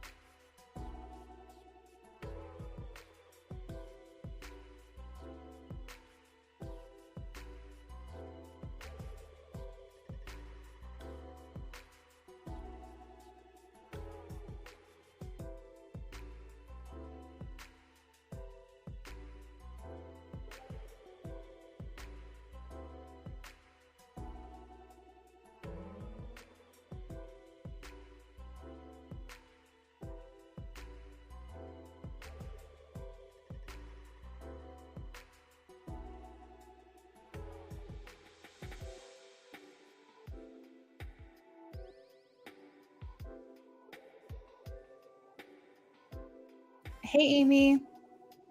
So, my plan is to be live a couple more times this week. Like, if I can manage it, I kind of want to do Friday, Saturday, Sunday, and Monday in a row. But I also have to just pay attention to like how I'm feeling because my allergies have been getting to me. So the plan is to be here tomorrow. The plan is also to be here at least once over the weekend. We'll see what comes of that. I will make an announcement tomorrow when it's all official. So let's just say as long as I don't feel worse tomorrow, I feel the same, then I'll be here because I have every intention of working through and doing like as many of the next couple of days as I possibly can. So I know it's not giving you like a guaranteed answer, and I'm sorry about that. But I'm gonna do my best, and really like mentally, I want to be here. So that's how I'm gonna think of it. That's my plan.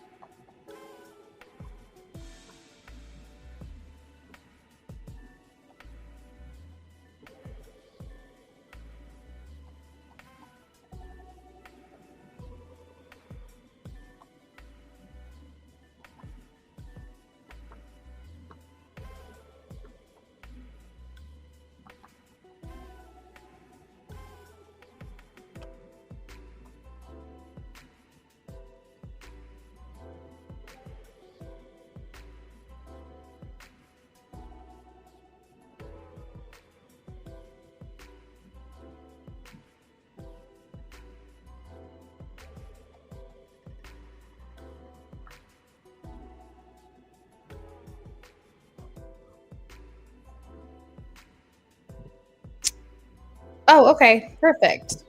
Thanks, Amy.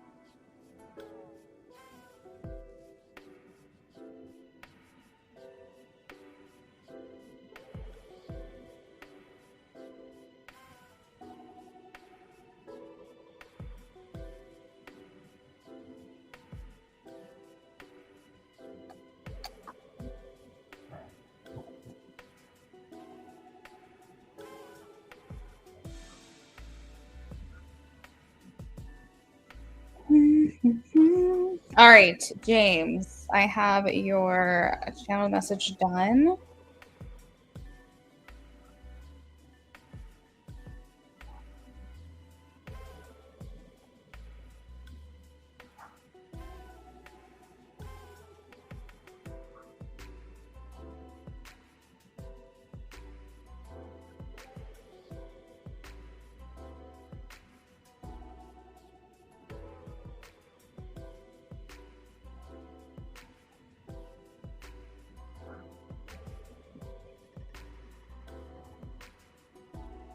Okay, I just sent it to you.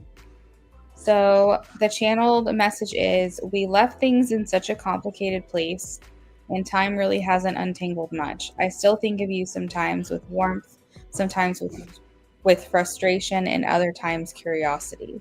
Looking back, I can see how we didn't always work with each other. Too many moments butting heads or trying to win or be right. I don't want to carry old fights anymore. I don't think either of us does. I definitely put the weight of our baggage down. It took some time, but I did it.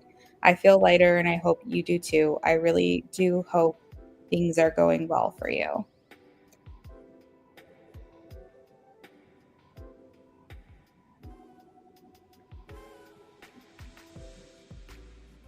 Okay, so that's that message. Now let's take a look at your love too, really quickly.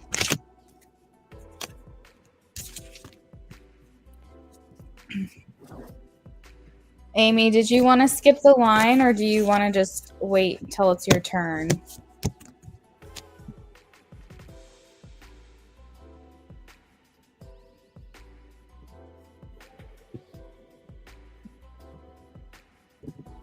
This is the order right now.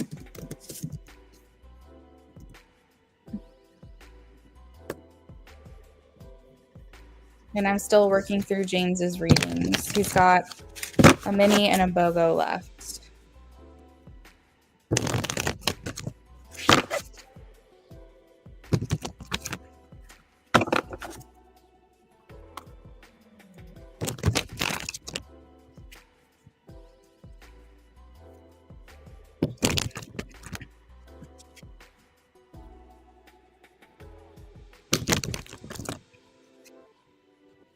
Okay.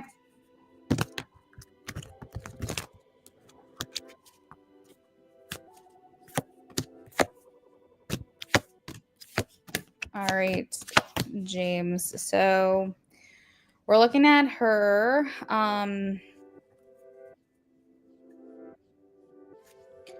So I can't help but kind of think of the channeled message when I tell you this, because it's kind of what she's saying is that she is really not wanting to carry old fights anymore. We have the Seven of Pentacles. She is saying, like, I just don't want to go back there mentally. I don't want to have that kind of energy in my life. I know it wasn't healthy for you or me or whatever. So I just want like good things. I just want to plant the seeds in the right places. I want to have good relationships with people. And while maybe we'll say this is, partly her fault that things did not go well between the two of you, I do think that you both played a part to a certain extent. Maybe majority was her issue, but it takes two to tango, And I feel like for her, she's saying like, I'm just trying to be very mindful of like what I'm doing, what energy I'm putting out there, the people that I'm surrounding myself with. I think she truly wants you to be living like a good, happy, healthy life.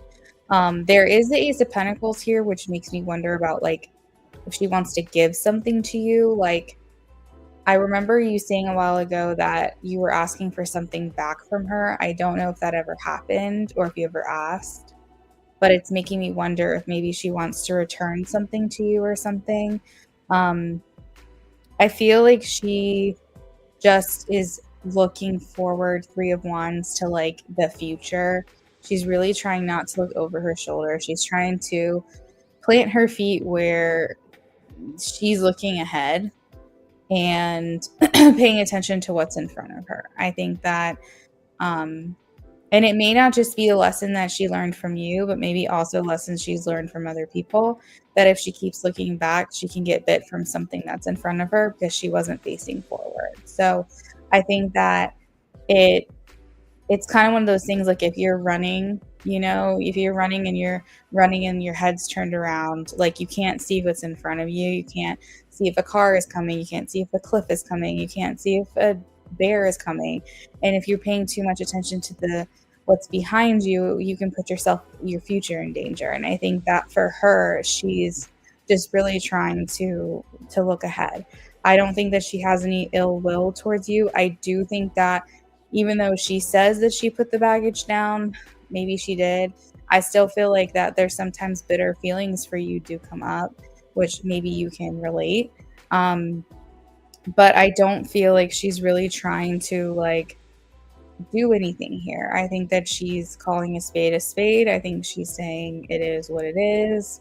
I don't think she's really trying to do anything to kind of get in the way here, of you and your life. Ten of Swords, Ten of Wands tends to signify like endings and the need for a fresh start moving forward. So the energy around the relationship is just flow, good vibes, trying to just move forward, trying to keep things clear, trying to not get muddled in situations of the past. So I just don't think that she has any plans to really rehash um, what has happened between the two of you at this time. All right, what does Patty's higher self want to tell you?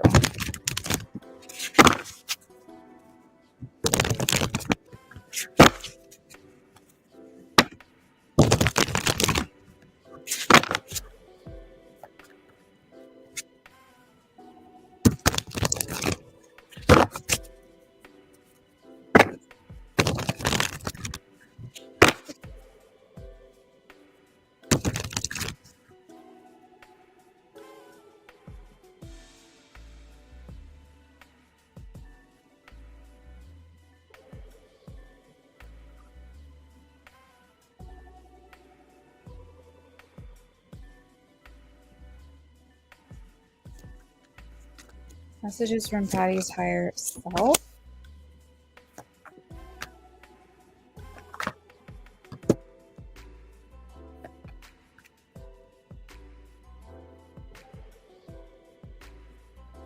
Maybe like you did your best. You did the best that you could do.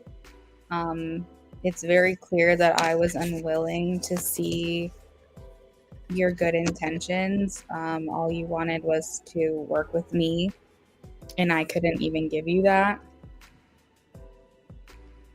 I think all you wanted was open communication and a clear dialogue.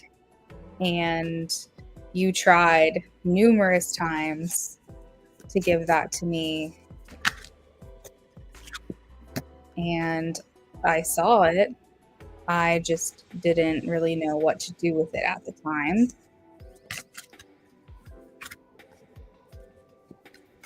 She would say, like, I never really knew how to find a way to get us to be on the same page because I feel like you wanted more of something that I wanted less of.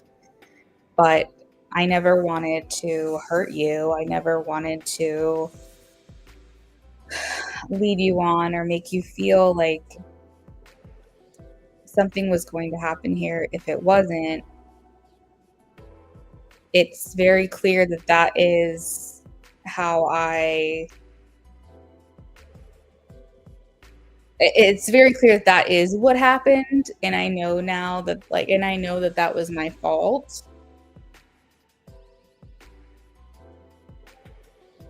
But at the time, I didn't see that way. I didn't see how I was actually the one that was making this more complicated than it was. I thought I was being clear, but there was a part of me that was afraid of losing you, and I didn't really know what to do. So I pushed you away a lot of the time. And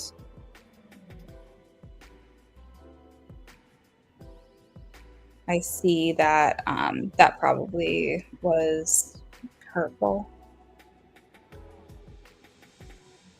Higher self would say, I am encouraged to tell you that I am seeing those things now. I am feeling more enlightened about how things happened and how things went down. And I'm sure that I'm going to keep getting these messages for years to come, reminders of how I handle things and things that I wish I could have done differently.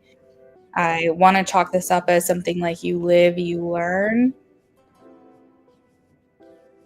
I don't know if that satisfies you or not, but that's how I feel, is that this is just a learning lesson for me, and I'm sorry that it came at the cost of your feelings.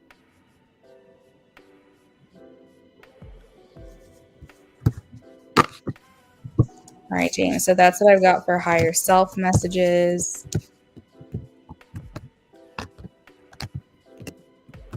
Let's do messages from spirit, and then you'll be all set.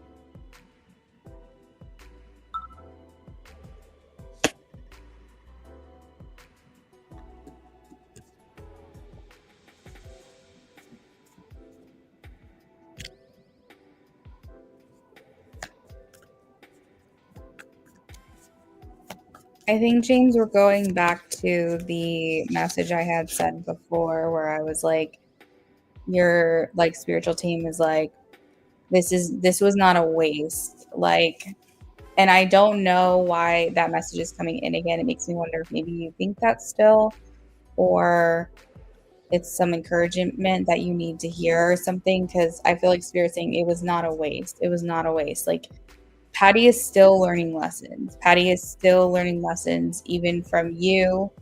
And even when you're not around, there are still things that you left a mark, and you left this impression on her, and it continues to come back around. There could be dreams that you don't know about that you're in that relates to her. There could be something that happens in her life that gives her a flashback to a moment with you.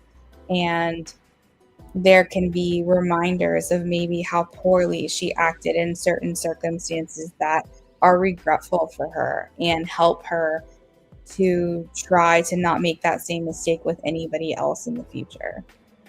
And while you might not get to see the rewards of this influence that you've had on her, maybe not, but that's the hard part, I think, is that when someone does us wrong, we don't get to see their karma. And when we do someone right, we don't get the benefits of that a lot of the time. So I've heard like a expression that people say is, I did all the work and she gets to reap the rewards. I've heard a lot of women say that before. It's like, I'm the one that taught him how to be in a relationship. I'm the one, basically, like, I made him the perfect person for someone else. And I feel like that might make you feel a similar way. Not that she's a perfect person, but maybe you feel like you put a lot of work into someone, and by the time that she's actually ready to be in a relationship, you feel like you deserve that spot. Like, you feel like you deserve to have been that person. Um, Unfortunately, that's not the way things work all of the time. Sometimes they'll come back.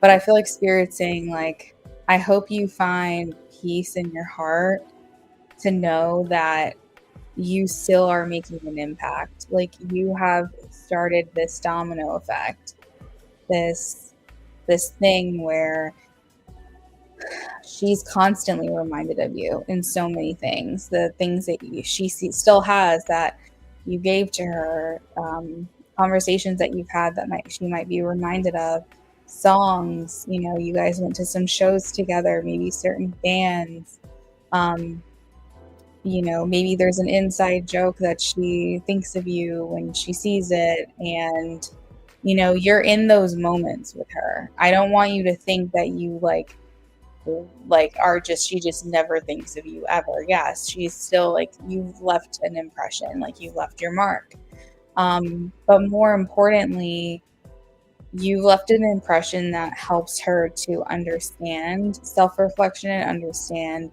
that she wants to be better, do better, be more intentional with the people in her life, um, and even in negative aspects, you guys, as she said in the channel message, you guys butt heads a lot. She always wanted to be right. She felt you always wanted to be right. Even the negative things of your relationship shows her what she does and doesn't want, and what she will and will not tolerate, what she will and will not handle. I think that it's important that you remember that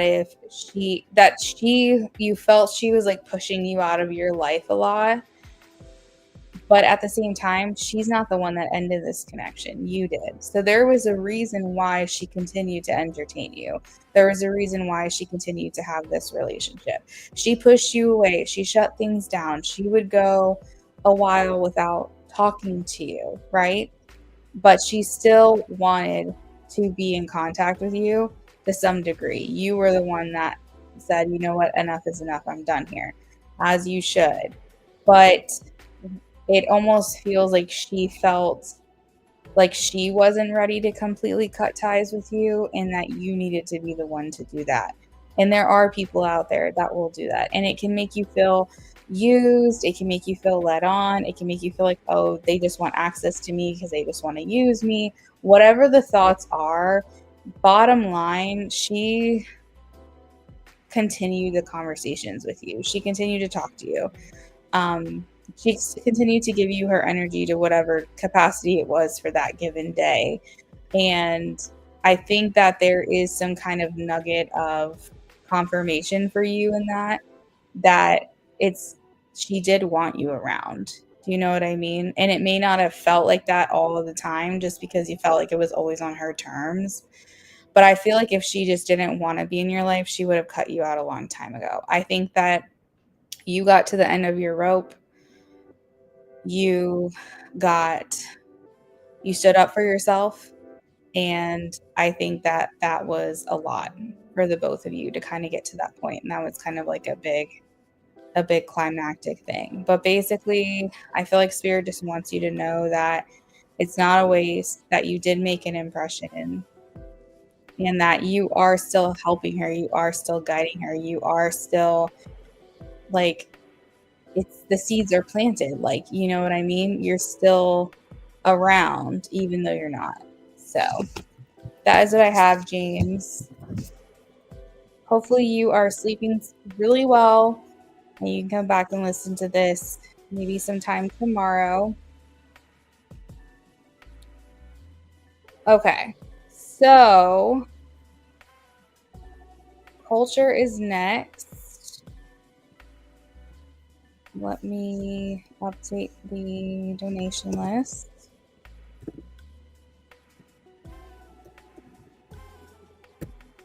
All right, Culture. So I have you down for a mini reading.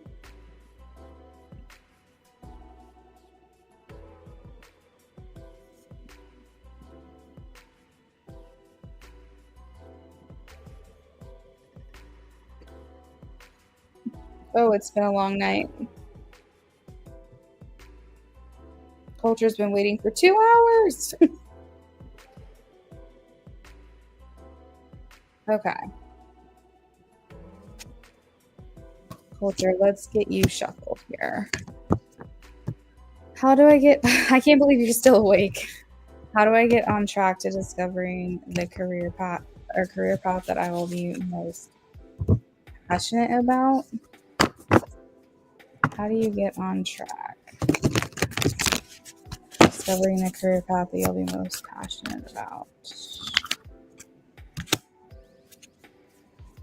Amy, I can't believe you're awake either.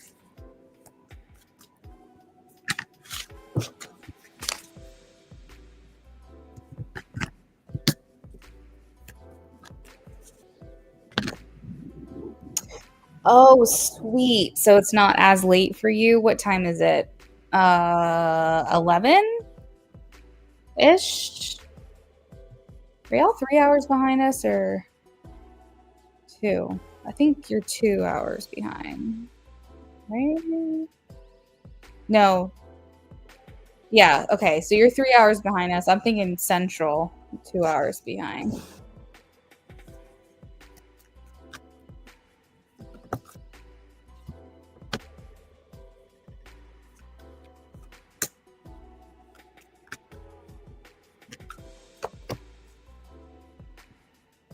Culture, are you feeling uninspired with the current industry that you're in right now?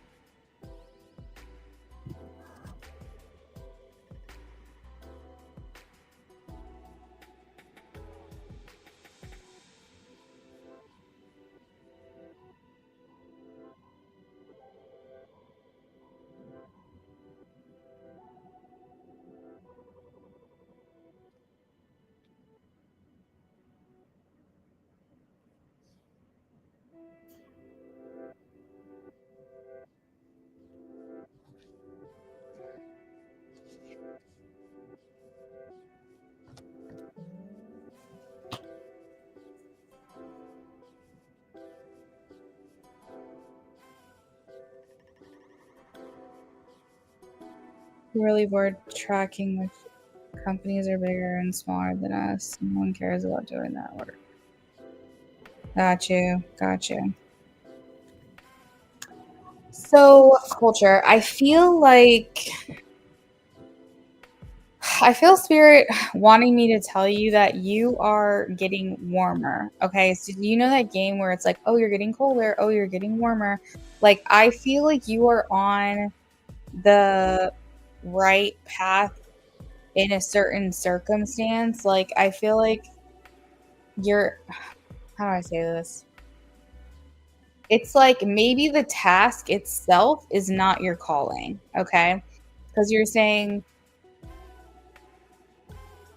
you feel unfulfilled. It's fake, it's an act, it's meaningless, it's superficial, like you're not happy with the task at hand that you specifically have to do. But I'm feeling like you're getting closer, like you're getting warmer, you're getting closer to what you like should be doing, if that makes sense. So there's some type of like education skill set or experience that you have that they want you to continue with. So I'm feeling like not a complete change in not like a complete change. Like, for example, working in the medical field and all of a sudden going to construction. Like, I feel like it's not a complete change like that, like a not 180 change in that regard. Or being like a pilot and then doing daycare. It's not that extreme to me. It feels like there are still aspects to your current job that you have that they're saying that will still be carried into your fulfillment, to your purpose. So yes, exactly. So maybe you stick with like the corporate thing. You said maybe it's the corporate BS of it all. Maybe it's deeper. I don't know. Okay, so that makes sense. So if you don't want to work with corporate, then maybe you find somewhere where you can apply your skill set and experience and degree, if you have them, to maybe a smaller company. maybe finding ways to help a smaller company grow or a smaller company get better.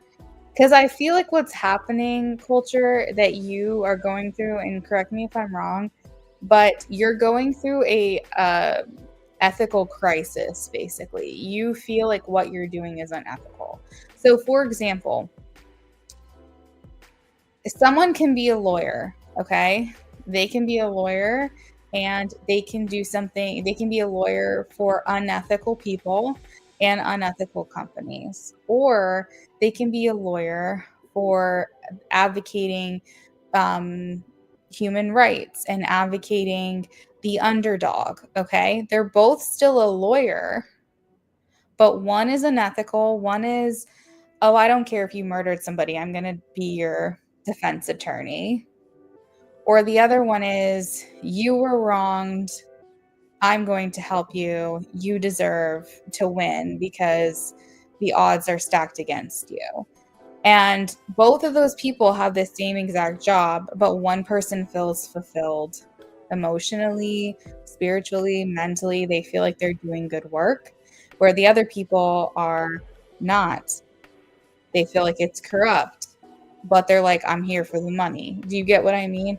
So that's what I feel for you, culture. I feel like it's basically like not exactly what you're supposed to be doing, but almost maybe if there's a way to kind of like change it a little bit so that way it feels more fulfilling for you. Like, I just don't feel like a complete career change. I almost feel like you need to like go somewhere else and do something that feels like you're helping humanity versus hurting it. That resonates. My job is to sell loads of crappy alcohol. Oh gosh.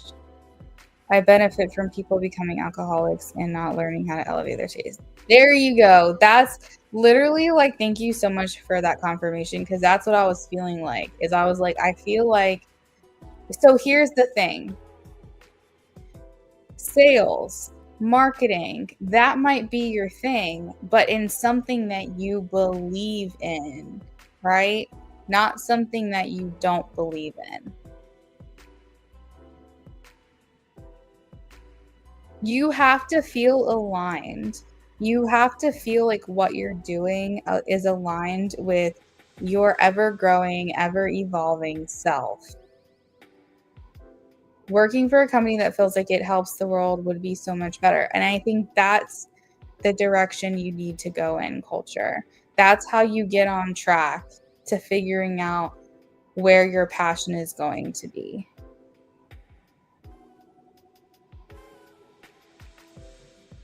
It has to be something that aligns with you, something that you believe in, something that you feel is serving the world or humanity or the environment, etc.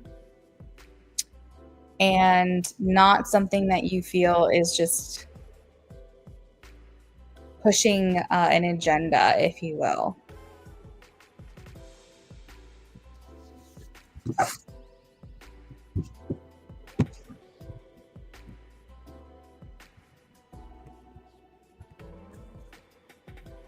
And you don't have to change your skills. You don't have to change what you're good at. You can take what you've learned from this job and apply it to another career path, kind of like what you're doing now. You know what I mean? Does that help you?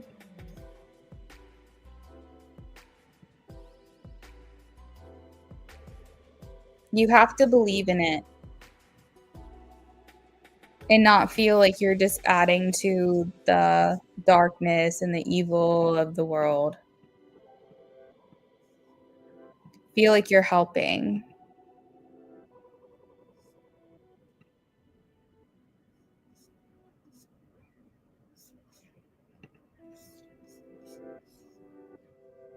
Good. I'm glad to hear. I hope that that helped you.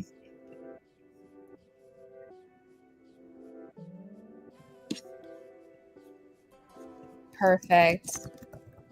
Thank you, culture.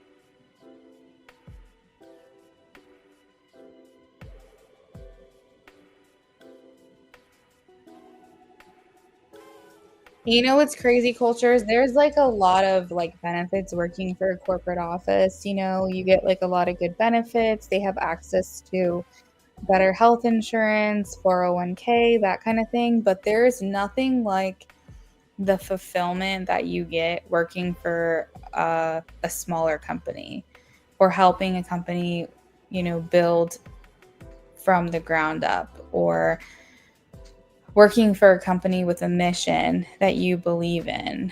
The other stuff is good, but especially as women, I feel like we need to be doing something that we feel is in alignment with ourselves, because if not, it will just jack us all up energetically. It's going to make us feel so funky. Like we're not going to feel like where we are supposed to be. I think men, and I'm generalizing again, but I think they can just do things that they need to do, get in and get out. I think they have a different mindset. We're much more naturally emotional beings. We have a different circadian rhythm. We have our circadian rhythm, and then we also have the other thing. It's like a monthly rhythm. And I can't remember what it's called. I'm trying to look it up right now. But we just don't function like, it's an infradian rhythm. So we've got a circadian and an infradian, and men only have a circadian. So it's like, not only do we have to function with like our every single day, and then we also have to function with like our every single cycle, and it's just hard. Hey Pisces, I'm just waiting for you to drop your question. Okay, thank you. Sleep things.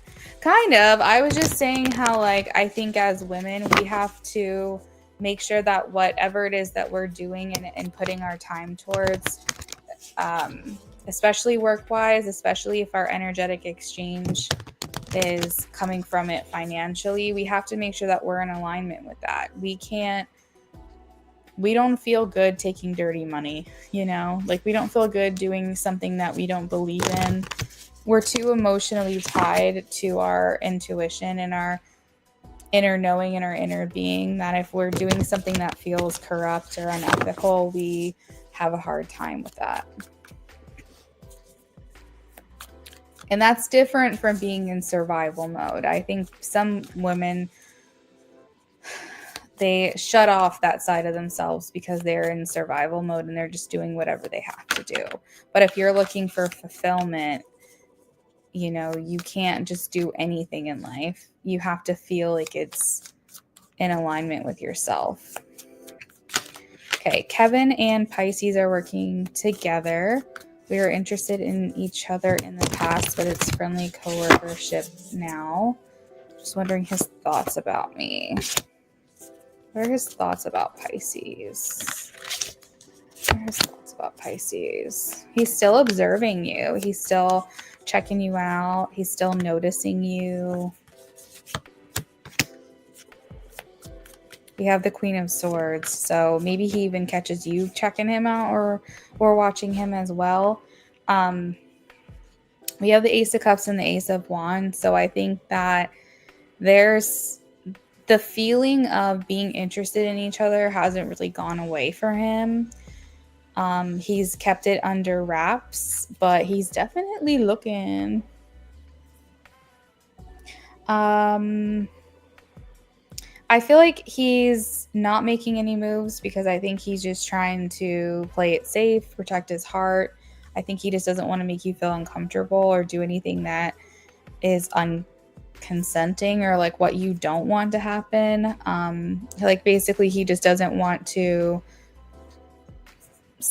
do the wrong thing, rub you the wrong way, turn you off in any way. Like I think he's just kind of in this limbo place, I guess, where he's not really sure. I feel like people say, will they, won't they? Like that might be how people talk about you guys. Or maybe thoughts that you have to yourself is will we, won't, or won't we? I'm not really sure where this goes from here. But yeah, I definitely feel like he's still noticing you. He's acknowledging you, observing you.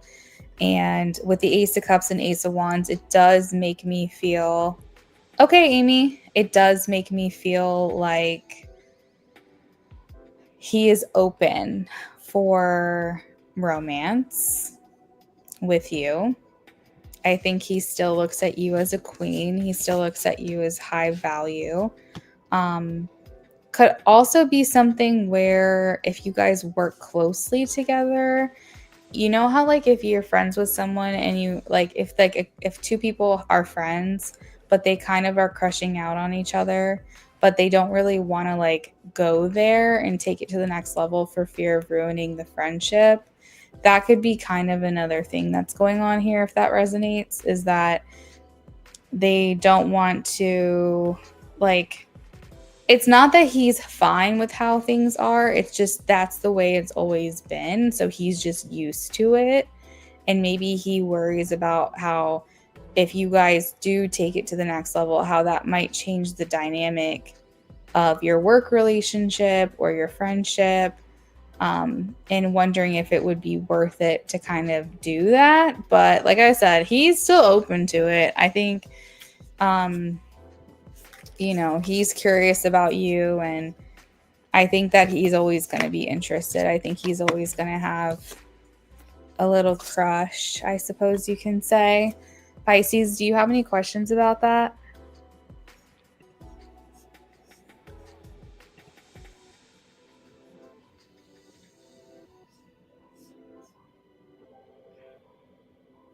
Culture, exactly. Thank you for that confirmation as well, because that's what I'm saying. Like, I feel like they have a much easier time. Pisces, you said no, you don't have any questions. Okay. Well, thank you so much for your donation and your patience. I know that you've been waiting for a long time. I think culture, it's just they're not naturally as tapped into that emotional side. And I think that they're so like headstrong about, okay, I need to provide for myself. I think that we still live, granted, it's a little backwards sometimes because you do have fuck boys who just want to mooch off of women and they want a strong, independent woman because they don't want to do anything and they're lazy. But there are the majority of the mentality of a masculine energy is I need to provide, because if I don't take care of things, no one's going to take care of things. I think women feel the same way because they want to be self-sufficient and they want to be independent and they want to make their own money.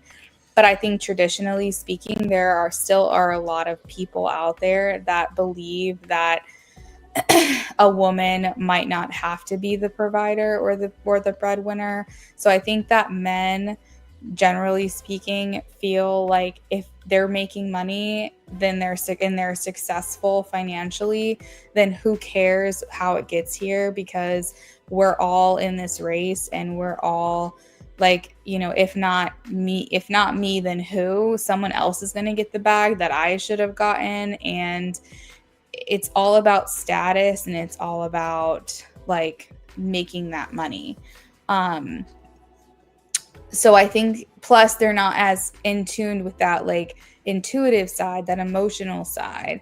They're more tapped into the I need to act, I need to take care of, I need to go hunt, I need to bring things back home no matter the cost. Like, I mean, if you think about it, before money, it was hunting. So it was savage. It was literally killing to provide. And so like the dominant like gene there is saying no matter what, make the money, bring home the food. Like, and I think women are just different. Women are, tenders and caregivers, and that feminine energy is like, I don't want to kill. Like, I will provide food. Like, I will cook, I will clean. Again, this is all like traditional gender norms, but it's that genetic like DNA that's passed down from our ancestors to think that way. So 100% I agree. Like, men have a much easier time doing things like that. Not everybody, not all men. I'm sure some have a hard time with it, but generally speaking, it seems to be easier. Okay, so Amy, I think you're my last one of the night. I'm going to go ahead and close the list down now because your girl's getting tired, as I'm sure everyone else in here is. I feel like I'm in that place where I'm like a little delusional because I've been on here for so long. doing readings.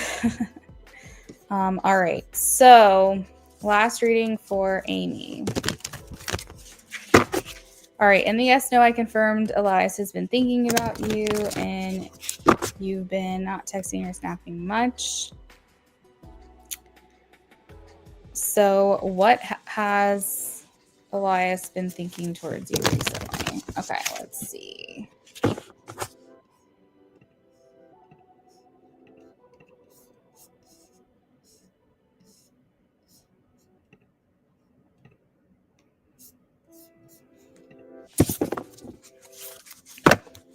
Yes, the chase for status that you can't stand. Why isn't enough to do your work and get along? Have a good night and sleep well. You have a good night too, Culture. I definitely agree with you. That's why I say to people, I'm like, that's why I work from home. That's why I work for myself and do readings. And I've been doing this for 3 years, and it's been like literally the best 3 years of my life because I just can't with all of that. I can't fuss with it. So I'm really grateful to you guys who support me and allow me to do this as well. All right, what is Elias thinking about Amy?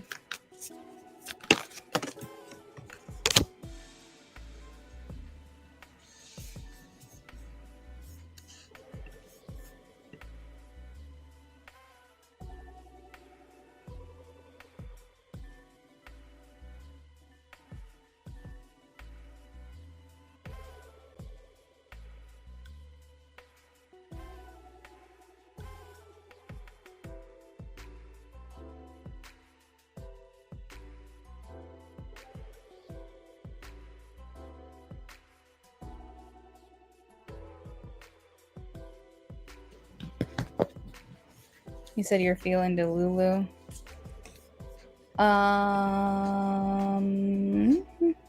Yeah, you got an in-depth. You sure did.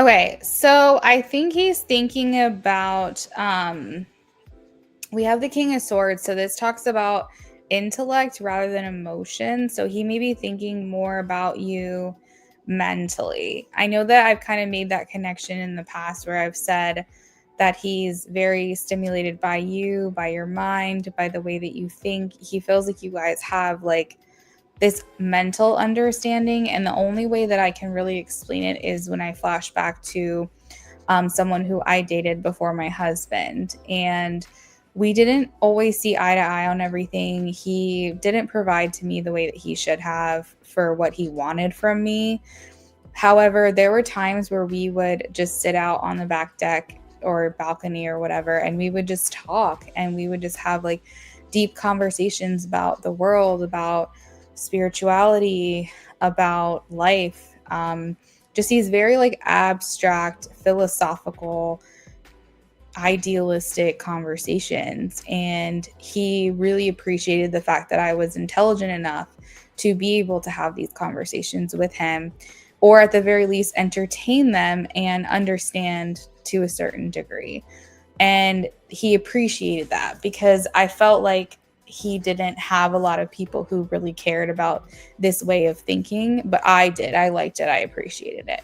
So because I was the person that was appreciating his intellect and the mental stimulation that I felt that I got from him through these conversations, that is something that's really unmatched. And so I want to be very clear with you when I say that he's drawn to you intellectually and he's thinking about these things, is just that he feels like you get him on a certain level. He's very attracted to like your mind. He likes the way that you think. He likes the jokes that you say. He likes how funny you are, how you push him away and then you pull him in.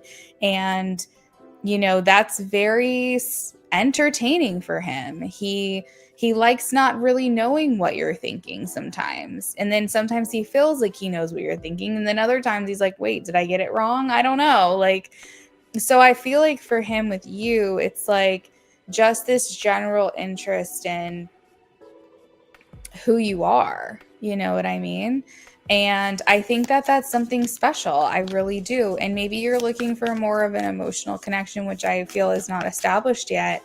But I feel like that's just like high praise. That's a high compliment. Like, he thinks you're very witty. He thinks you're sharp. He thinks you think very quickly on your feet. That could be, the air quality about you as well. Now, to dig in a little bit further, he is replaying the memories a little bit. He's thinking about certain moments where you guys were together, and he's thinking about the arousal that he had in those moments with you. I think he might be also sometimes imagining what would have happened, what could have happened, where could it have gone. So he likes thinking about it. I think he likes kind of giving into the fantasy every once in a while. Now, again, this isn't all the time. This isn't every second of the day, but I think there are moments where he flashes back. I think maybe he's wondering if you're not mad at him, but maybe he's wondering what you're thinking about him, if you feel like he's being distant, or if like you basically he's like, does she even notice that I'm not talking as much, or does she wonder about it, or is she just living her life and she's totally fine? Because I feel like he's kind of beating himself up too a little bit, Amy. He's beating himself up.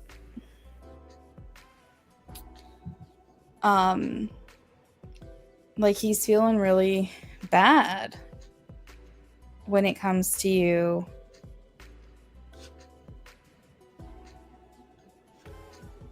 Like, he's thinking of like the laughs that you guys shared, and then all of a sudden he's like, fuck. Like, I don't know what to do. And, it catches him off guard, because I think that he likes thinking of you. I think he smiles when he thinks of you, and I think he's happy when he thinks of you. But I think that it's a very complicated situation right now. You talked with your bestie. She said there's a good chance that you and him may not be right now, but a future. That's a possibility. I mean, okay, but he deserves to feel bad. Yeah, no, that's true, Amy. I get that.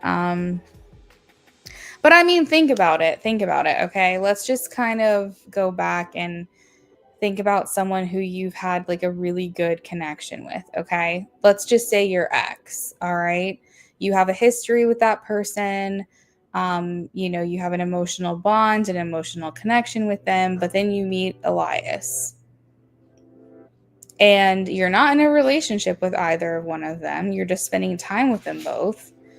But wouldn't you also feel a little guilty, like trying to figure out, like, Elias is unexpected. He's someone that kind of came in out of nowhere and I wasn't prepared for him. But then I have this bond with my ex, and like we, have something really good, and now I don't know what to do. Like, don't you think that if you were in that situation, it would be kind of hard, because he doesn't owe you anything, and you wouldn't owe him anything, or your ex, because technically you guys aren't in a relationship. However, you would feel a little bit like, what do I do now?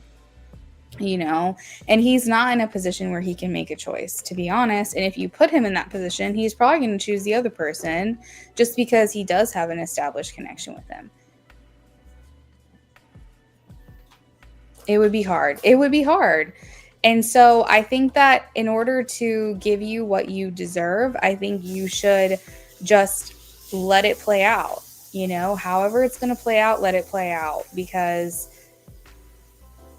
what we don't want is to interrupt another connection, and then he can't get her out of his head, but he chose you. And so now all he's thinking about is her when he's with you. Like, that would be horrible. So we also can't interrupt other connections. So we just have to, see, like, how's it going to go? But like I said, when he thinks of you, he smiles. He really enjoyed this past weekend with you. You know, he's definitely thinking of certain moments more than others, and definitely thinking, you know, in his head and dreaming and fantasizing about what could be, what did happen. But I think that his actions are more like trying to be, I guess, firm. He's trying to do the right thing.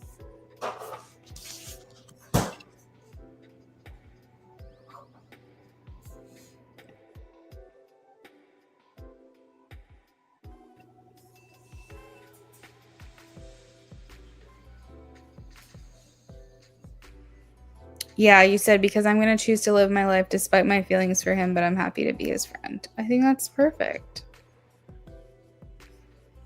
Yeah, it would be hard. And right, exactly. Yeah, that's what I'm doing. Just be me. Haha, certain moments. Yeah, certain moments. A win is a win. I like your positive spin on that. And then lastly, Amy, we have the magician and the high priestess. So that those are like very magical cards. You can kind of walk away with your head held high, knowing that he feels like you put a spell on him. Like he's thinking to himself, I have this really good thing going with this other person, but why does Amy keep popping up in my head? Does she have like a voodoo doll of me? Like what is going on? So you definitely, I feel like he's like unintentionally and involuntarily thinking of you as well, feeling like you did some kind of voodoo magic on him or something.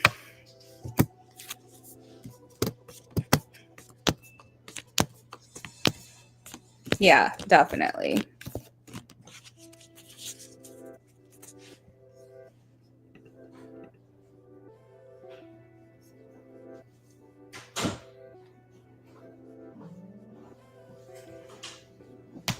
Yeah. That's the positive way to think of it. I think that's really great. I mean, it's really all you can do at the end of the day.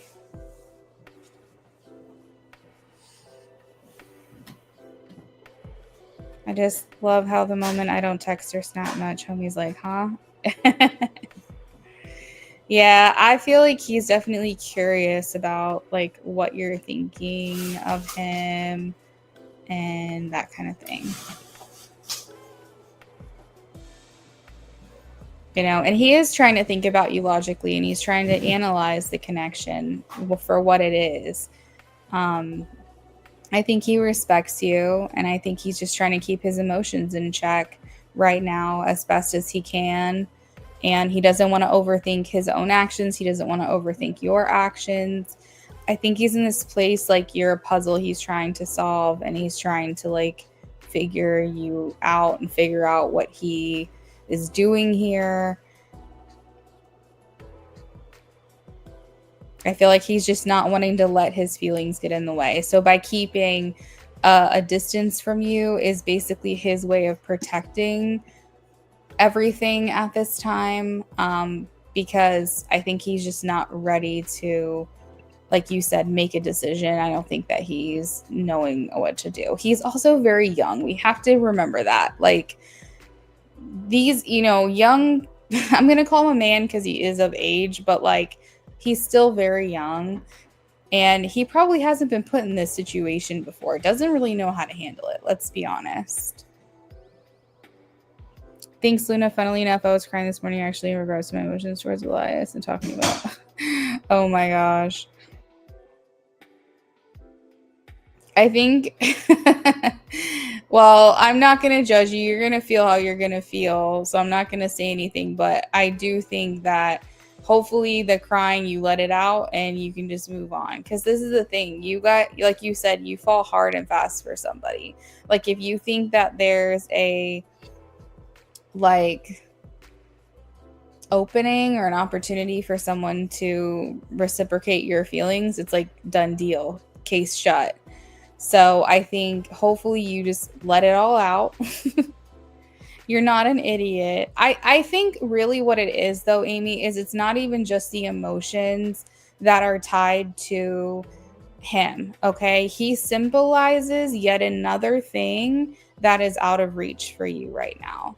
So I don't think it's about him specifically. I think it's about all of the connections that you start to form with someone, and then for whatever reason it just doesn't seem to be working. And I think that's the bigger thing. You think about Elijah, and that was short-lived, and you think about these other situations, these other like flings and crushes and all of that stuff, and I think that Elijah is just the symbol of that for you right now, and I think maybe that's why you had such an emotional response to it. And, if I'm wrong, let me know, but I think that's what it is. The timing of things.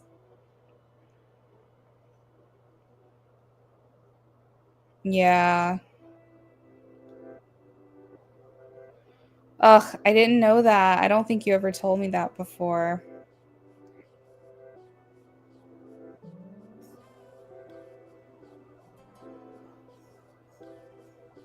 Yeah.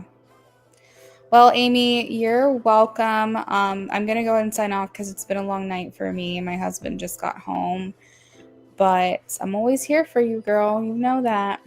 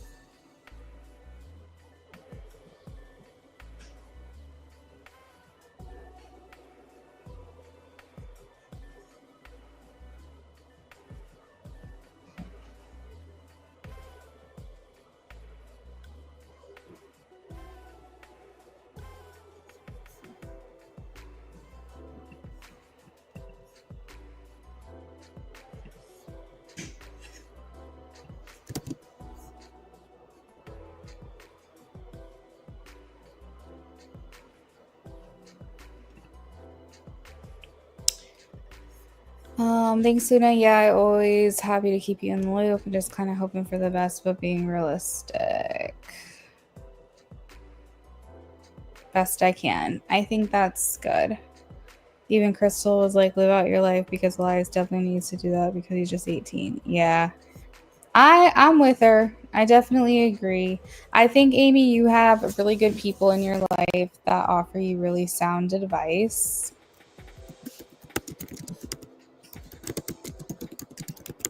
And I hope that, it can help you.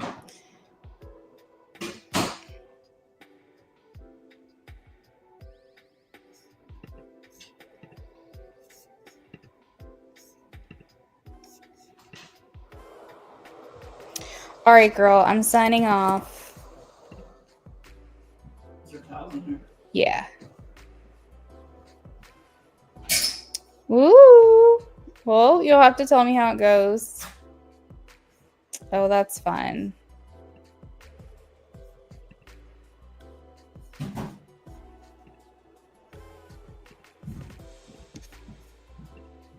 See you later. Bye.